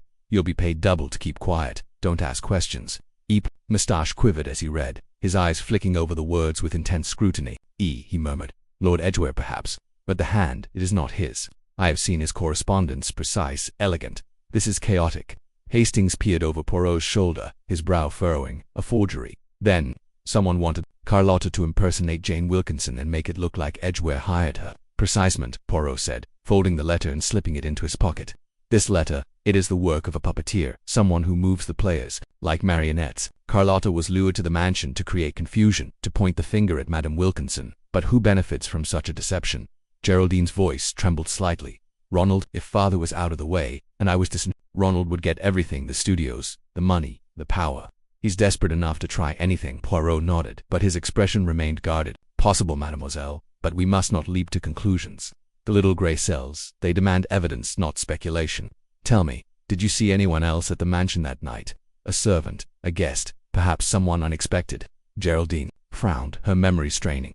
"There was a man. I didn't get a good look. He was leaving as I arrived, just before Ronald's argument with father. Tall, thin, with a hat pulled low. He seemed in a hurry, almost like he didn't want to be seen." Poirot's eyes gleamed with interest. "A man in a hurry, you say? Most curious. And this Ronald Marsh, where is he now?" "He's laying low," Geraldine said. "Probably drowning his sorrows at some speakeasy. He's got a hideout near the Sunset Strip, a rundown apartment he uses to dodge creditors. I can give you the address." She scribbled it on a scrap of paper, her hand shaking slightly as she handed it to Poirot. "Be careful, Monsieur Poirot. Whoever's behind this, they're dangerous. They've already killed twice." Poirot tucked the address away, his demeanor as composed as ever. "Merci, mademoiselle. Your courage, it is admirable. We shall take every precaution." As Geraldine melted back into the shadows, Hastings let out a low whistle. "Good Lord, Poirot, this case is a tangle. Ronald Marsh, a forged letter, a mysterious man in a hat. It's like something out of a melodrama."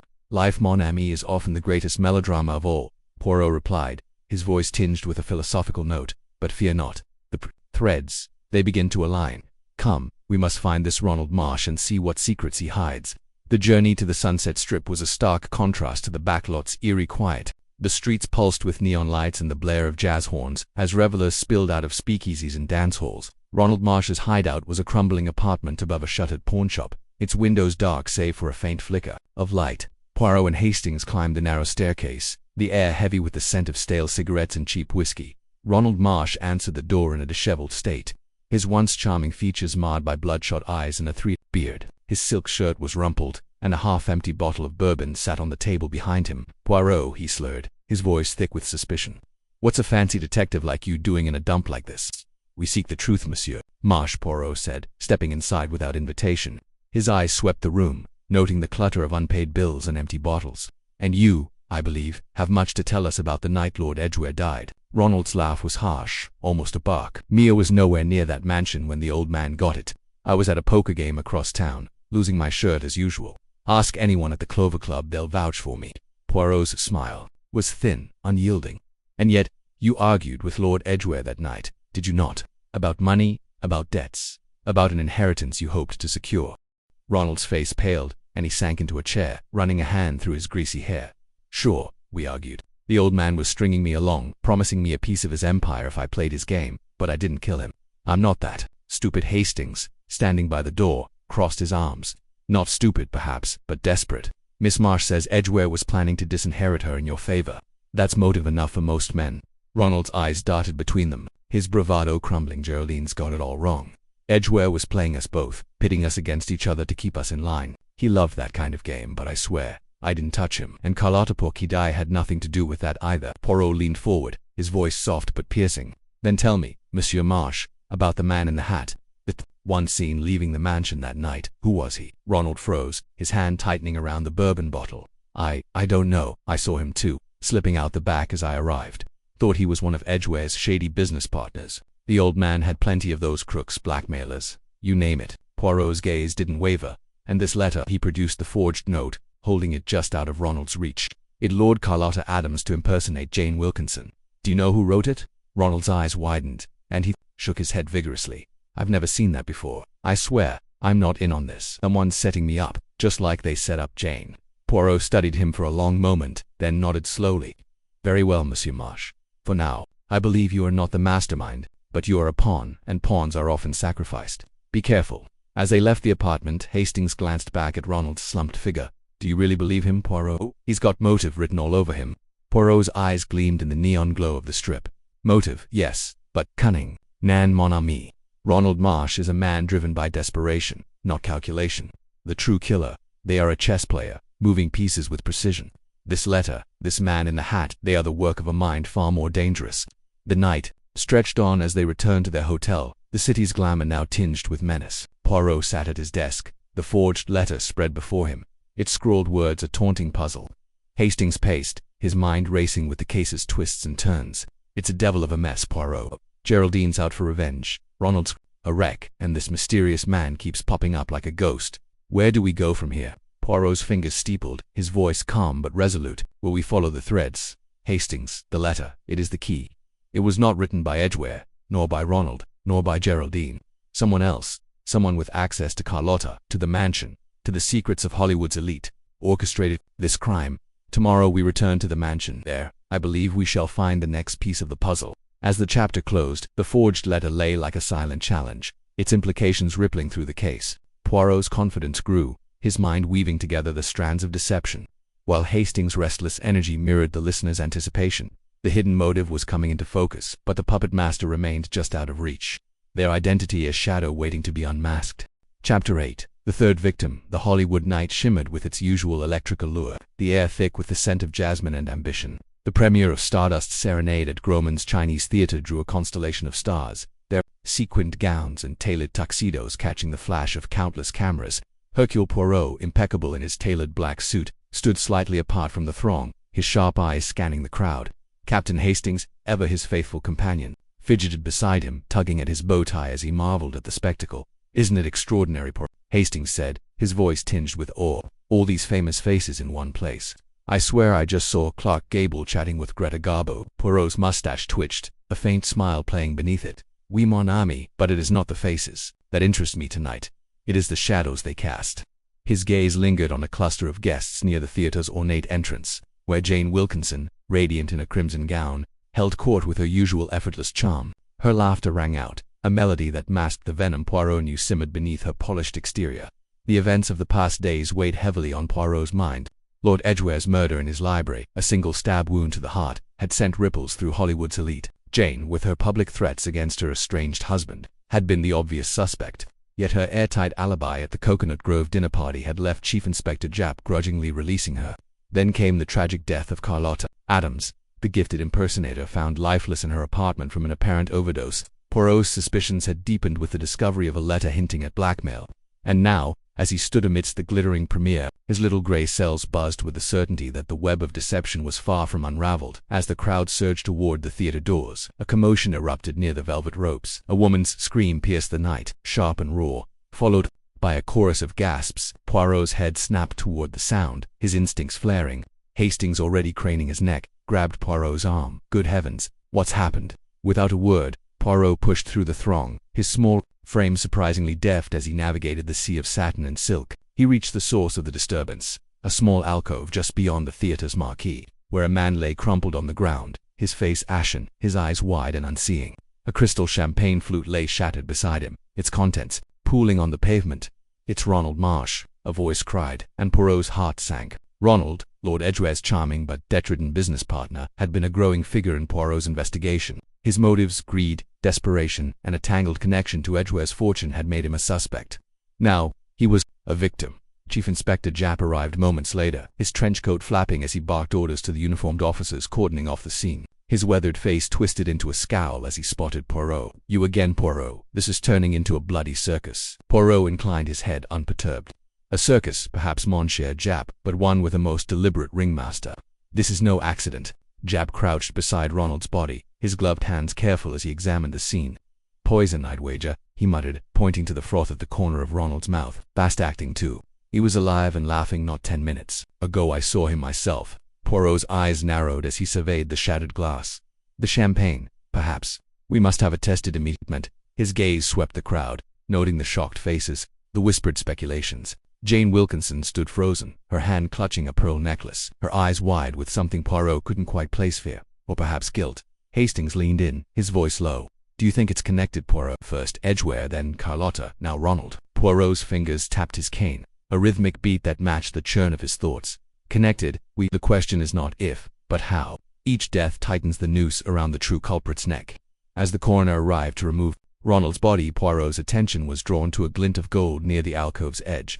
He knelt, careful not to disturb the scene, and retrieved a small object, a cigarette case, its surface engraved with the initials D. The metal was cool in his hand, and he turned it over, noting its exquisite craftsmanship. "Most interesting," he murmured. Japp, noticing Poirot's find, strode over. "What's that, then?" "Another of your fancy clues." "Perhaps more, ami," Poirot replied, slipping the case into his pocket. "But it is a clue that speaks of carelessness. The killer, they grow bold, but also reckless." The premiere continued, though the mood had soured.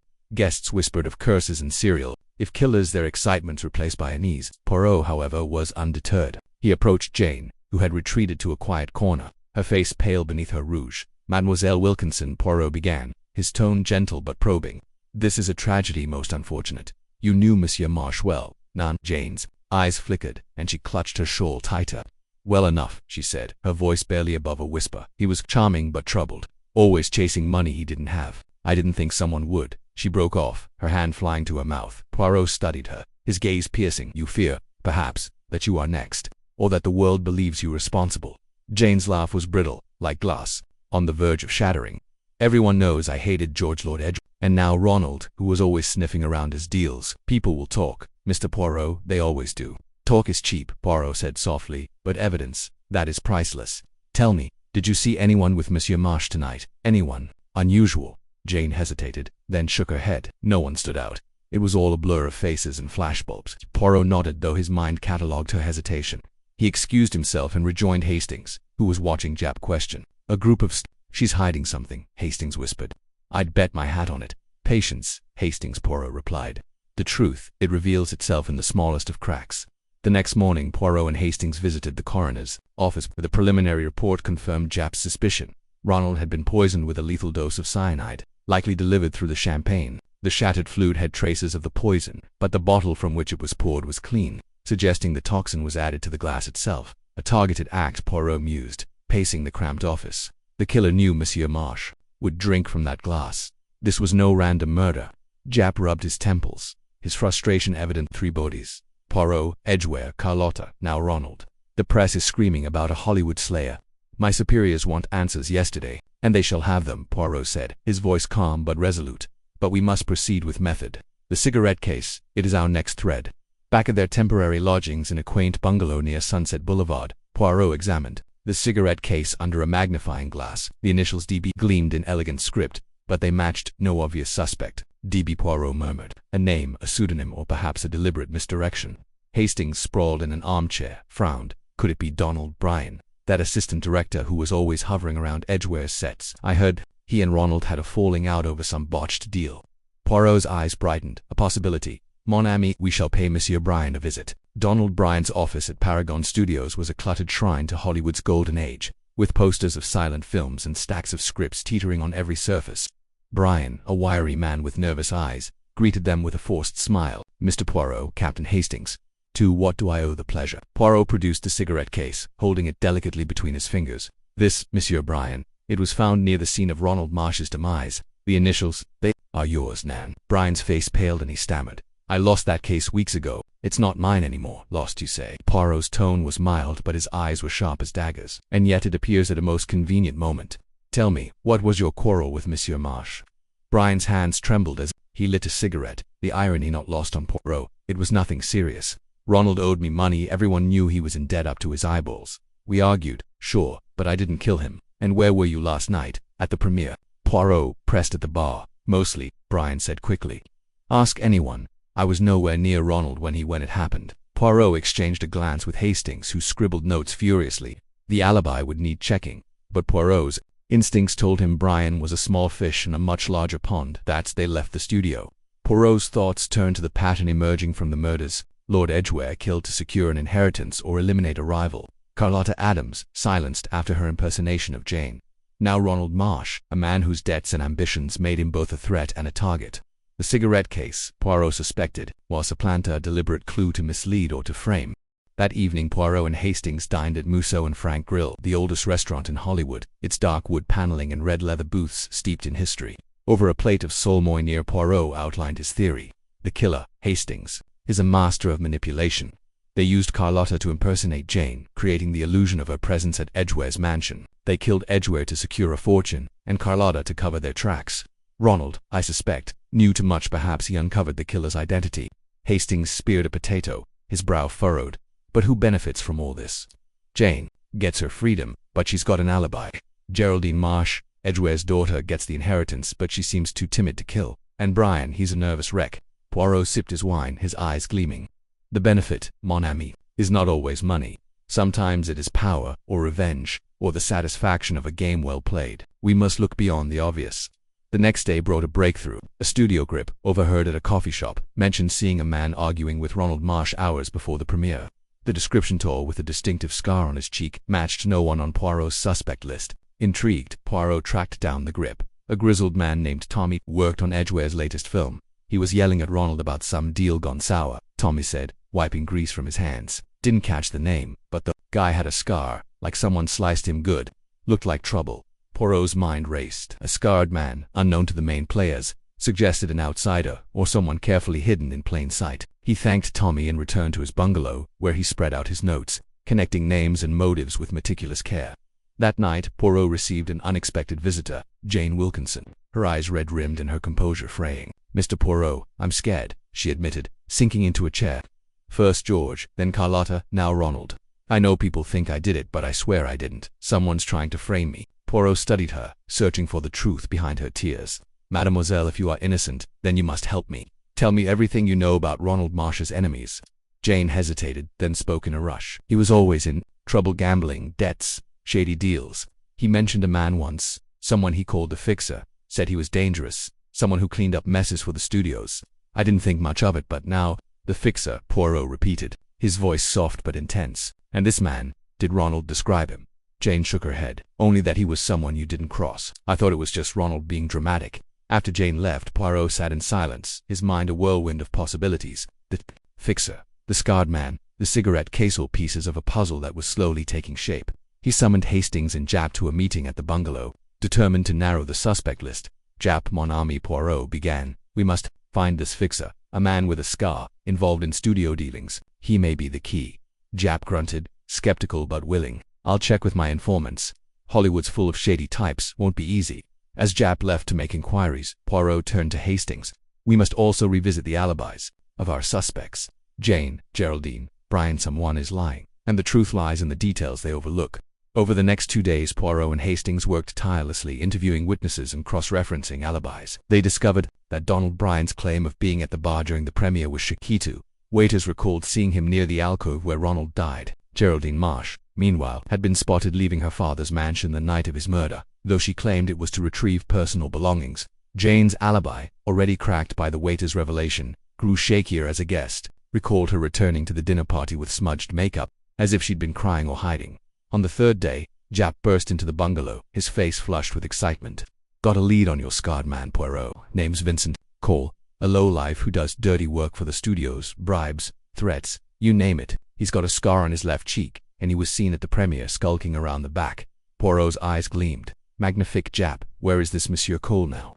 "Got him in custody," Japp said. "Picked him up at a dive bar in Santa Monica. He's not talking, but we found a vial of cyanide in his apartment." Poirot's heart quickened. "Then we must speak with him. The truth, it is close." At the police station, Vincent Cole sat slumped in an interrogation room, his scarred face etched with defiance. Poirot entered, his demeanor calm but commanding. "Monsieur Cole, you are known as the Fixer, a man who solves problems for those with power. Tell me, who hired you to poison Ronald Marsh?" Cole's eyes narrowed, but he said nothing. Poirot leaned closer, his voice low and hypnotic. "You are a small piece in a grand game, monsieur. The one who hired you, they will let you take the fall. Speak, and perhaps there is leniency." Cole's resolve wavered, and after a long silence, he muttered, "I didn't kill Ronald. I was hired to scare him, that's all. The cyanide wasn't mine, someone planted it." "And who hired you?" Poirot pressed. Cole's jaw tightened. "I don't know their name. It worked through a middleman. Someone at Paragon Studios. All I got was cash and a note telling me to make Ronald back off." Poirot's mind raced. A middleman at Paragon Studios pointed to someone with influence, someone who knew Ronald's habits and vulnerabilities. He thanked Cole and left the room, his thoughts coalescing around a new theory. Back at the bungalow, Poirot gathered his notes and summoned Hastings. "Mon ami, the killer is someone who moves unseen, manipulating others to do their bidding. The cigarette case, the cyanide, the impersonation, they are all threads in a tapestry woven by a master." Hastings frowned. "But who?" "Poirot, we've checked everyone. Jane, Geraldine, Brian. Now this Cole fellow." Poirot smiled, a spark of triumph in his eyes. "Not everyone, Hastings. There is one we have overlooked, a shadow in the background. Tomorrow, we shall set a trap and the killer will reveal themselves." As the chapter drew to a close, Poirot stood at the window, gazing at the twinkling lights of Hollywood. Ronald's death had raised the stakes, and the gold cigarette case, with its cryptic initials, offered a tangible lead. The net was tightening, and Poirot's confidence grew that the truth was within reach. The listeners, gripped by the mounting tension, would be left eager for the next act in this deadly drama. Chapter 9. The trap is set. The sun dipped below the Hollywood horizon, casting an amber glow over the sprawling soundstages of Zenith Studios. The lot, a labyrinth of towering sets and humming activity, was quieter now, the day's filming wrapped, leaving only the whispers of ambition and secrets that clung to the air. Hercule Poirot, his mustache impeccably waxed, stood at the center of Soundstage 7, a cavernous space where a half-built replica of a Parisian café loomed like a stage for his final act. The scent of sawdust and paint mingled with a faint tang of cigarette smoke, a reminder of the city's relentless glamour and its darker undercurrents. Tonight, Poirot would set a trap, and the killer who had woven a deadly web through Hollywood's elite would be caught. Captain Hastings, ever loyal, adjusted his tie nervously as he surveyed the empty set. "Poirot, are you sure about this? Bringing them all here, under one roof, it's bold, even for you." Poirot's eyes twinkled with the confidence of a man who had already seen the puzzle's solution. "Mon ami, boldness is required when one deals with a mind so cunning. The killer believes they have outwitted Hercule Poirot, but they have forgotten one thing. The little grey cells. They do not rest." The plan was simple in its audacity. Poirot had sent invitations to every key player in the tangled drama of Lord Edgware's murder. Jane Wilkinson, the radiant actress whose public threats had made her the prime suspect. Geraldine Marsh, Edgware's estranged daughter, whose bitterness toward her father simmered beneath her poised exterior, and a handful of others, producers, hangers-on, and bit players who had orbited the tragedy. The bait was a promise of new evidence that would unravel the case, delivered in Poirot's inimitable style. He had chosen the soundstage for its theatricality, a fitting stage for a killer who thrived on deception. As the guests began to arrive, the soundstage transformed into a microcosm of Hollywood's glittering chaos. Jane Wilkinson swept in first, her emerald gown catching the overhead lights like a beacon. Her laugh, sharp and calculated, filled the space as she greeted the others, her eyes darting to Poirot with a mix of curiosity and defiance. "Monsieur Poirot, you've got us all on edge with this mysterious summons," she purred, her voice carrying the practiced charm of a star. "I hope it's worth the drama." Poirot bowed slightly, his expression unreadable. "Mademoiselle, the drama, as you call it, is precisely what I intend to end tonight." Geraldine Marsh followed, her dark eyes wary, her movements restrained compared to Jane's flamboyance. She wore a simple black dress, a stark contrast to the opulence around her, as if mourning her father's death or perhaps something else. She nodded curtly to Poirot, avoiding Jane's gaze, and took a seat near the edge of the makeshift circle of chairs Poirot had arranged. Among the others was Brian Martin, a slick producer with a reputation for cutting corners and collecting enemies. His smile was too wide, his hands fidgeting as he lit a cigarette. Beside him sat Ellis, Jane's loyal but nervous maid, whose eyes flicked to her mistress with every word spoken. There was also Donald Ross, a young screenwriter with a knack for overhearing the wrong conversations, and Alton Brent, a minor actor who had been at the Coconut Grove the night of Edgware's murder, his presence at the edge of every key moment, oddly conspicuous. Poirot stood at the center, his small frame commanding the room. He held up a small object, gleaming under the stage lights, the gold cigarette case, its engraved initials catching the eye of every guest. "Mesdames et messieurs," he began, his voice steady and precise. "You are here because each of you has a connection to the tragic deaths of Lord Edgware, Carlotta Adams, and Ronald Marsh. This cigarette case, found at the scene of Monsieur Marsh's poisoning, is the key to unmasking the one who believed they could outwit justice." A murmur rippled through the group. Jane's hand tightened on her clutch, while Geraldine's lips pressed into a thin line. Brian Martin coughed a nervous tick, and Alton Brent shifted uncomfortably in his seat. Poirot's eyes moved from face to face, reading the subtle tells of guilt, fear, or innocence. "Let us begin," Poirot continued, "with the night of Lord Edgware's murder. A woman resembling Mademoiselle Wilkinson was seen entering his mansion. Yet Mademoiselle Wilkinson, she was at the Coconut Grove, surrounded by witnesses, an impossibility. None unless, of course, there was an impersonator, Carlotta Adams, whose talent for mimicry was unmatched." Jane leaned forward, her voice sharp. "Everyone knows Carlotta was hired to play me. It's no secret. But I had nothing to do with it, Monsieur Poirot. I was at that dinner party, laughing and dancing, not sneaking around my husband's mansion." Poirot nodded, his expression serene. "Precise, mademoiselle. Your alibi, it is strong. But alibis, they can be manipulated. None. Let us consider the cigarette case." He turned it over in his hands. The initials are M. Glinting. This belonged to Ronald Marsh, the charming but indebted producer who stood to gain from Lord Edgware's death. Yet Ronald, he too is dead, poisoned at a premiere. Why? Because he knew too much, or because he was a threat to the true killer? Geraldine's voice cut through the tension. "My cousin Ronald was a fool, always chasing money he didn't have. If he was involved, he got what was coming to him." Her words were cold, but her hands trembled slightly, betraying her composure. Gaze lingered on her. "Mademoiselle Marsh, your father's decision to disinherit you gave you reason to despise him, and yet you claim no part in his death. Curious, Nan. For there is another piece of this puzzle, a letter forged to lure Carlotta Adams into impersonating Mademoiselle Wilkinson. Who could have crafted such a deception? Someone with access, with knowledge, with motive." The air grew heavier, the guests exchanging glances. Brian Martin stubbed out his cigarette, his voice rising. "Look, Poirot, this is all very theatrical, but you're fishing. That cigarette case could belong to anyone. Ronald was careless, dropped it somewhere." Poirot's smile was thin. "Careless, perhaps, but not so careless as to leave it at the scene of his own murder. Nan, this was placed deliberately, to mislead. And there is one among you who has made a mistake, a small slip, but one that betrays the truth." He paced slowly, his polished shoes clicking against the concrete floor. "Let us reconstruct Lord Edgware. He agrees to the divorce, yet he is killed before it can be finalized. Carlotta Adams, she impersonates Mademoiselle Wilkinson, then dies of an overdose that is no accident. Ronald Marsh, he knows something dangerous, and he too is silenced. 3 deaths, all connected by a single thread, the desire to control, to manipulate, to gain." Ellis, the maid, spoke up, her voice trembling. "I don't know anything, sir. I just do what Miss Jane tells me. I wasn't even near Lord Edgware's place that night." Poirot's eyes softened, but his tone remained firm. "And yet, mademoiselle, you were at the Coconut Grove, serving Mademoiselle Wilkinson's table." You saw her slip away, did you not? A brief moment, unnoticed by most, but not by the observant. Jane's head snapped up. That's absurd. I never left the party. Tell him, Ellis. Ellis hesitated, her eyes darting to Jane, then to the floor. I don't recall. Miss, it was a busy night. The room stilled. Poirot seized the moment. A hesitation, mademoiselle, is as telling as a confession. But let us consider another detail. The pince-nez found near Lord Edgware's body did not belong to him, nor to Carlotta, nor to Mademoiselle Wilkinson. It belonged to someone else, someone who was there, in the library, when the fatal blow was struck. Donald Ross, the screenwriter, shifted uncomfortably. I don't wear glasses, Poirot. You're barking up the wrong tree. Poirot's gaze turned to Alton Brent, the minor actor, whose presence had been unremarkable until now.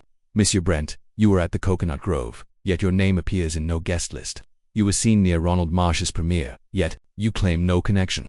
And you, Monsieur, have a habit of wearing pince-nez when reading scripts, a habit you share with few others. Brent's face paled, his easy smile faltering. That's ridiculous. I'm nobody in this story, just a face in the crowd. Poirot stepped closer, his voice low but piercing. A face in the crowd, perhaps, but one with ambition. You knew Lord Edgware's plans to disinherit Geraldine. You knew Ronald Marsh's debts. You saw an opportunity to pin the crime on Mademoiselle Wilkinson, using Carlotta's talent to create confusion. And when Ronald grew suspicious, you silenced him with poison, leaving your cigarette case to muddy the waters. Brent laughed, a hollow sound. You've got no proof, Poirot. This is all guesswork. Poirot held up a hand, silencing the room. Not guesswork, monsieur. A slip of the tongue. Earlier this evening, when I mentioned the cigarette case, you said Ronald was careless, probably dropped it somewhere, but I had not yet revealed where the case was found. Only the killer would know it was at the scene of Ronald's death. The soundstage fell silent, every eye on Brent. His jaw tightened, his hands clenching into fists. You're clever, Poirot, but you're wrong. I'm not your man. Poirot's voice was relentless. You underestimated the little grey cells. Monsieur, you forged the letter to Carlotta, using your access to the studio stationery. You arranged for her to impersonate Mademoiselle Wilkinson, knowing public threats would make her the perfect scapegoat.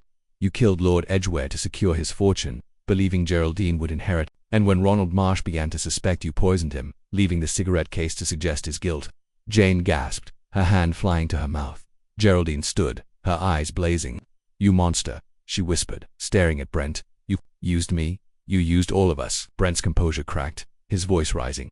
You can't prove any of this. It's all circumstantial. Poirot's smile was triumphant.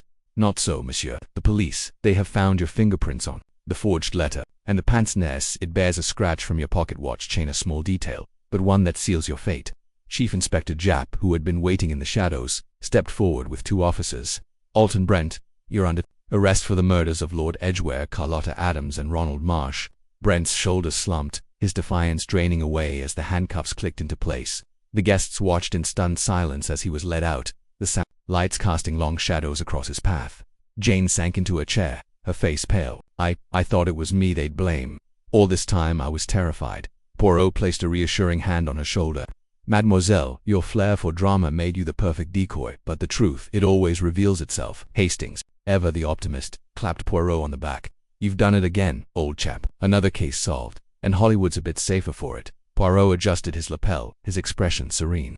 The little grey cells, mon ami, they do not fail. But now, I think a glass of syrup de cassis is in order. Nan. As the guests dispersed, the soundstage emptied, leaving only the echo of Poirot's triumph. The trap had been set, the killer caught, and Hollywood's glittering facade, at least for now. The listeners, carried through nearly 10,000 words of tension, betrayal and revelation, are left on the edge of their seats, eagerly awaiting Poirot's final flourish in the ballroom of Chapter 10. Chapter 10, Poirot's grand reveal in the opulent ballroom of the Beverly Wilshire Hotel. The chandeliers glittered like a constellation of stars, casting a warm golden glow over Hollywood's elite. The air buzzed with anticipation, the clink of champagne glasses mingling with hushed whispers as the city's most glamorous figures gathered, summoned by Hercule Poirot's cryptic invitation. The room, adorned with velvet drapes and polished marble floors, was a stage fit for the grand denouement of a mystery that had gripped Tinseltown for weeks. At the center of it all stood Poirot, his diminutive frame commanding the vast space, his mustache impeccably groomed, and his eyes gleaming with the quiet confidence of a man who had unraveled the impossible. Captain Hastings, ever the loyal companion, stood at Poirot's side, his face a mixture of awe and nervous excitement. The room was a who's who of Hollywood. Jane Wilkinson, the radiant actress whose beauty masked a storm of suspicion. Geraldine Marsh, Lord Edgware's daughter, her expression guarded yet tinged with defiance. And a host of others. Producer starlets and hangers-on each wondering why Poirot had called them here. Chief Inspector Japp, his burly frame slightly out of place among the sequins and tuxedos, leaned against a pillar, his skeptical gaze fixed on Poirot. The stage was set, and the audience waited for the curtain to rise on the truth. Poirot stepped forward, his polished shoes clicking softly on the marble floor. "Mesdames et messieurs," he began, his voice clear and deliberate, cutting through the murmurs like a knife through silk. "You are here tonight because a series of heinous crimes has cast a shadow over this city of dreams. 3 lives have been taken: Lord Edgware, Carlotta Adams, and Ronald Marchand. The truth, it has been hidden beneath layers of deception, as cunning as any script Hollywood could produce. But Hercule Poirot, he does not rest until the truth is revealed, and tonight I shall reveal it to you." A ripple of gasps spread through the room. Jane Wilkinson, seated at a round table near the front, clutched her champagne flute, her knuckles whitening. Geraldine, standing near a grand piano, crossed her arms, her eyes narrowing. Poirot's words hung in the air, heavy with promise, and Hastings felt a shiver run down his spine. He had seen Poirot perform such theatrical reveals before, but never on a stage this grand, with stakes this high. "Let us begin," Poirot continued, pacing slowly, his hands clasped behind his back. "With the death of Lord Edgware, a man of wealth and power, found stabbed in his library, a script clutched in his lifeless hand. The suspicion, it fell immediately upon Madame Jane Wilkinson, for her words at the Egyptian theatre premiere were heard by many, a wish spoken aloud, to be rid of her husband. And yet, Madame Wilkinson, she had an alibi. We at dinner party, at the Coconut Grove, surrounded by witnesses who swore she never left their sight." Jane shifted in her seat, her crimson lips parting as if to protest, but Poirot raised a hand, silencing her. "But alibis, they are not always what they seem." A waiter, nervous and overlooked, revealed to Poirot that Madame Wilkinson slipped away from the table for a brief moment. A moment, perhaps, long enough to commit a crime, or perhaps not, for there was another clue, a most curious one, a pince-nez, missing from the scene of Lord Edgware's murder. This mise Amos was the first thread in the tapestry of deception. The crowd leaned forward, hanging on his every word. Hastings marveled at Poirot's ability to command a room, his precise diction and measured pauses weaving a spell over the audience. Japp, however, shifted impatiently, his arms crossed. "Get on with it, Poirot," he muttered under his breath. Though Hastings caught the faintest hint of a smile on the inspector's face, Poirot's eyes twinkled as he continued. Then came the second death, that of Carlotta Adams, the talented impersonator whose mimicry of Madame Wilkinson was the talk of Hollywood. Found dead in her apartment, an apparent overdose. But Poirot, he does not believe in coincidence. A letter discovered at the scene hinted at a payoff for her impersonation, a performance that placed a woman resembling Jane Wilkinson at Lord Edgware's mansion at the very hour of his death. Who hired Carlotta, and why did she meet such a tragic end? He paused, letting the question linger. The room was silent, save for the faint clink of a glass being set down. Geraldine's face paled slightly, and Hastings noted it, his mind racing. Poirot had a way of making everyone feel like a suspect, and tonight was no exception. And then Poirot said, his voice dropping to a dramatic whisper, "The third death, Ronald Marsh, the charming yet death-ridden producer, poisoned at a film premiere. A gold cigarette case, engraved with initials, was found near his body, a clue that pointed to a new player in this deadly game. But what connected these deaths? What motive could bind them together? Hercule Poirot, he has pondered this, and the answer, it lies in the art of manipulation." Poirot stopped pacing and faced the crowd, his gaze sweeping over them like a spotlight. "Let us reconstruct the crime, step by step, using the little grey cells. Lord Edgware, he was a man with enemies. His daughter, Mademoiselle Geraldine, despised him for his cruelty and his threat to disinherit her. Ronald Marsh, his business partner, stood to gain from Edgware's death, for it would secure his claim to a fortune. And Jane Wilkinson, she desired freedom from a marriage that trapped her. But the truth, it is more complex than it appears." He turned to Jane, who met his gaze with a mixture of defiance and fear. "Madame Wilkinson, your alibi, it was not as airtight as you believed. The waiter's testimony proved you left the Coconut Grove, if only for a moment.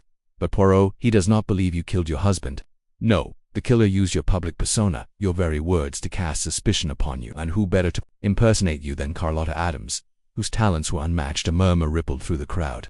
Jane's eyes widened and she leaned forward, her voice trembling. "You mean someone framed me? But who?" Poirot raised a finger, silencing her. "Patience, madame, we come to that. Carlotta Adams was hired to impersonate you, to be seen entering Lord Edgware's mansion at the time of the murder. A clever ruse, designed to ensure that all eyes would turn to you when the body was discovered. But Carlotta, she was not merely a pawn, she was a threat, for she knew too much. And so, she was silenced, her death disguised as an overdose." Hastings felt his pulse quicken. He remembered the letter found in Carlotta's apartment, its cryptic tone suggesting blackmail. Poirot was building the case piece by piece, and the room was captivated. Every face turned toward him. But who hired Carlotta? Poirot continued. And who had the motive to kill not one, but 3 people? Let us consider Ronald Marsh, a man in debt, desperate for money, and poised to inherit from Lord Edgware. But Ronald, too, was a victim, poisoned before he could claim his prize. The gold cigarette case, engraved with the initials DB, was the key. It belonged to someone close to this affair, someone who moved in the shadows, manipulating events with the precision of a director. Poirot reached into his pocket and produced the cigarette case, holding it aloft. The crowd gasped, and Hastings saw a flicker of recognition in Geraldine's eyes. She stepped forward, her voice sharp. That case, it belonged to Donald Bryce, my father's secretary. But he's been missing since the murder. Precisement, Poirot said, his voice rising with triumph. Donald Bryce, the quiet, unassuming secretary, who knew every detail of Lord Edgware's affairs, a man trusted by all, yet seen by none. It was he who orchestrated this deadly drama, and it is he who stands before you tonight, guilty of 3 murders. The room erupted in chaos. Guests turned to one another, whispering frantically, as Japp pushed through the crowd, his eyes wide with disbelief. Bryce, the secretary. You're saying he did all this? Poirot nodded, his expression grave. Donald Bryce was no mere secretary who was a man of ambition, a man who saw an opportunity to seize a fortune. Lord Edgware. He had grown suspicious of Bryce's dealings, threatening to expose him, and so Bryce acted. He hired Carlotta Adams to impersonate Jane Wilkinson, ensuring that suspicion would fall on her. He stabbed Lord Edgware himself, using the chaos of the premiere to slip away unnoticed. But Carlotta, she demanded more money, threatening to reveal the truth, and so she was silenced. Poirot's voice grew softer, almost sorrowful. Ronald Marsh, too, became a liability. He suspected Bryce's involvement and confronted him. The poison, administered at the premiere, was Bryce's final act to protect his secret. But he made one mistake. The cigarette case, left behind in his haste, a clue that led Poirot to the truth. He turned to the crowd, his eyes scanning for Bryce. And now, Monsieur Bryce, you are here, among us. You believed you could outwit Hercule Poirot, but the little grey cells, they do not fail. A man in the back of the room, unremarkable, in a plain suit, froze. His face, pale and unassuming, betrayed a flicker of panic. The crowd parted as Japp and 2 officers moved toward him, their steps deliberate. Bryce bolted for the door, but Japp was faster, tackling him to the ground. The room exploded in shouts and gasps as Bryce struggled, his protests drowned out by the commotion. Jane Wilkinson rose from her seat, tears streaming down her face. I knew it wasn't me. Oh, Poirot, you've saved me. Geraldine too stepped forward, her voice trembling. My father. He was cruel, but he didn't deserve this. Thank you, Monsieur Poirot. Poirot bowed slightly, his expression one of quiet satisfaction. The truth, it is always revealed. Mes amis. The little grey cells. They see what others cannot. As Japp led Bryce away in handcuffs, the crowd erupted in applause, their relief palpable. Hastings clapped Poirot on the shoulder, his face beaming. By Jove, Poirot, you've done it again. A regular Hollywood ending. A Poirot smiled, adjusting his lapel. Non mon ami. Not a Hollywood ending, but a Poirot ending. Justice, it is served, and order, it is restored. The ballroom buzzed with excitement as the guests toasted to Poirot's brilliance. Jane, now free of suspicion, raised a glass, her smile radiant. Geraldine, though shaken, found solace in the truth, and Poirot, ever the observer, sipped his champagne, his eyes gleaming with the satisfaction of a case well solved. As the night drew to a close, the chandeliers dimmed in Hollywood's glamour, seemed to shine a little brighter. The mystery of Lord Edgware's death, and the deaths that followed, had been laid to rest. Hercule Poirot, the little Belgian detective, had once again proven that no secret could escape the power of his mind. And as the stars of Hollywood returned to their glittering lives, they carried with them the story of a night when truth triumphed over deception, a tale that would be told for years to come. The case was closed, and Poirot, with a final bow, stepped into the shadows, ready for the next mystery to challenge his little grey cells.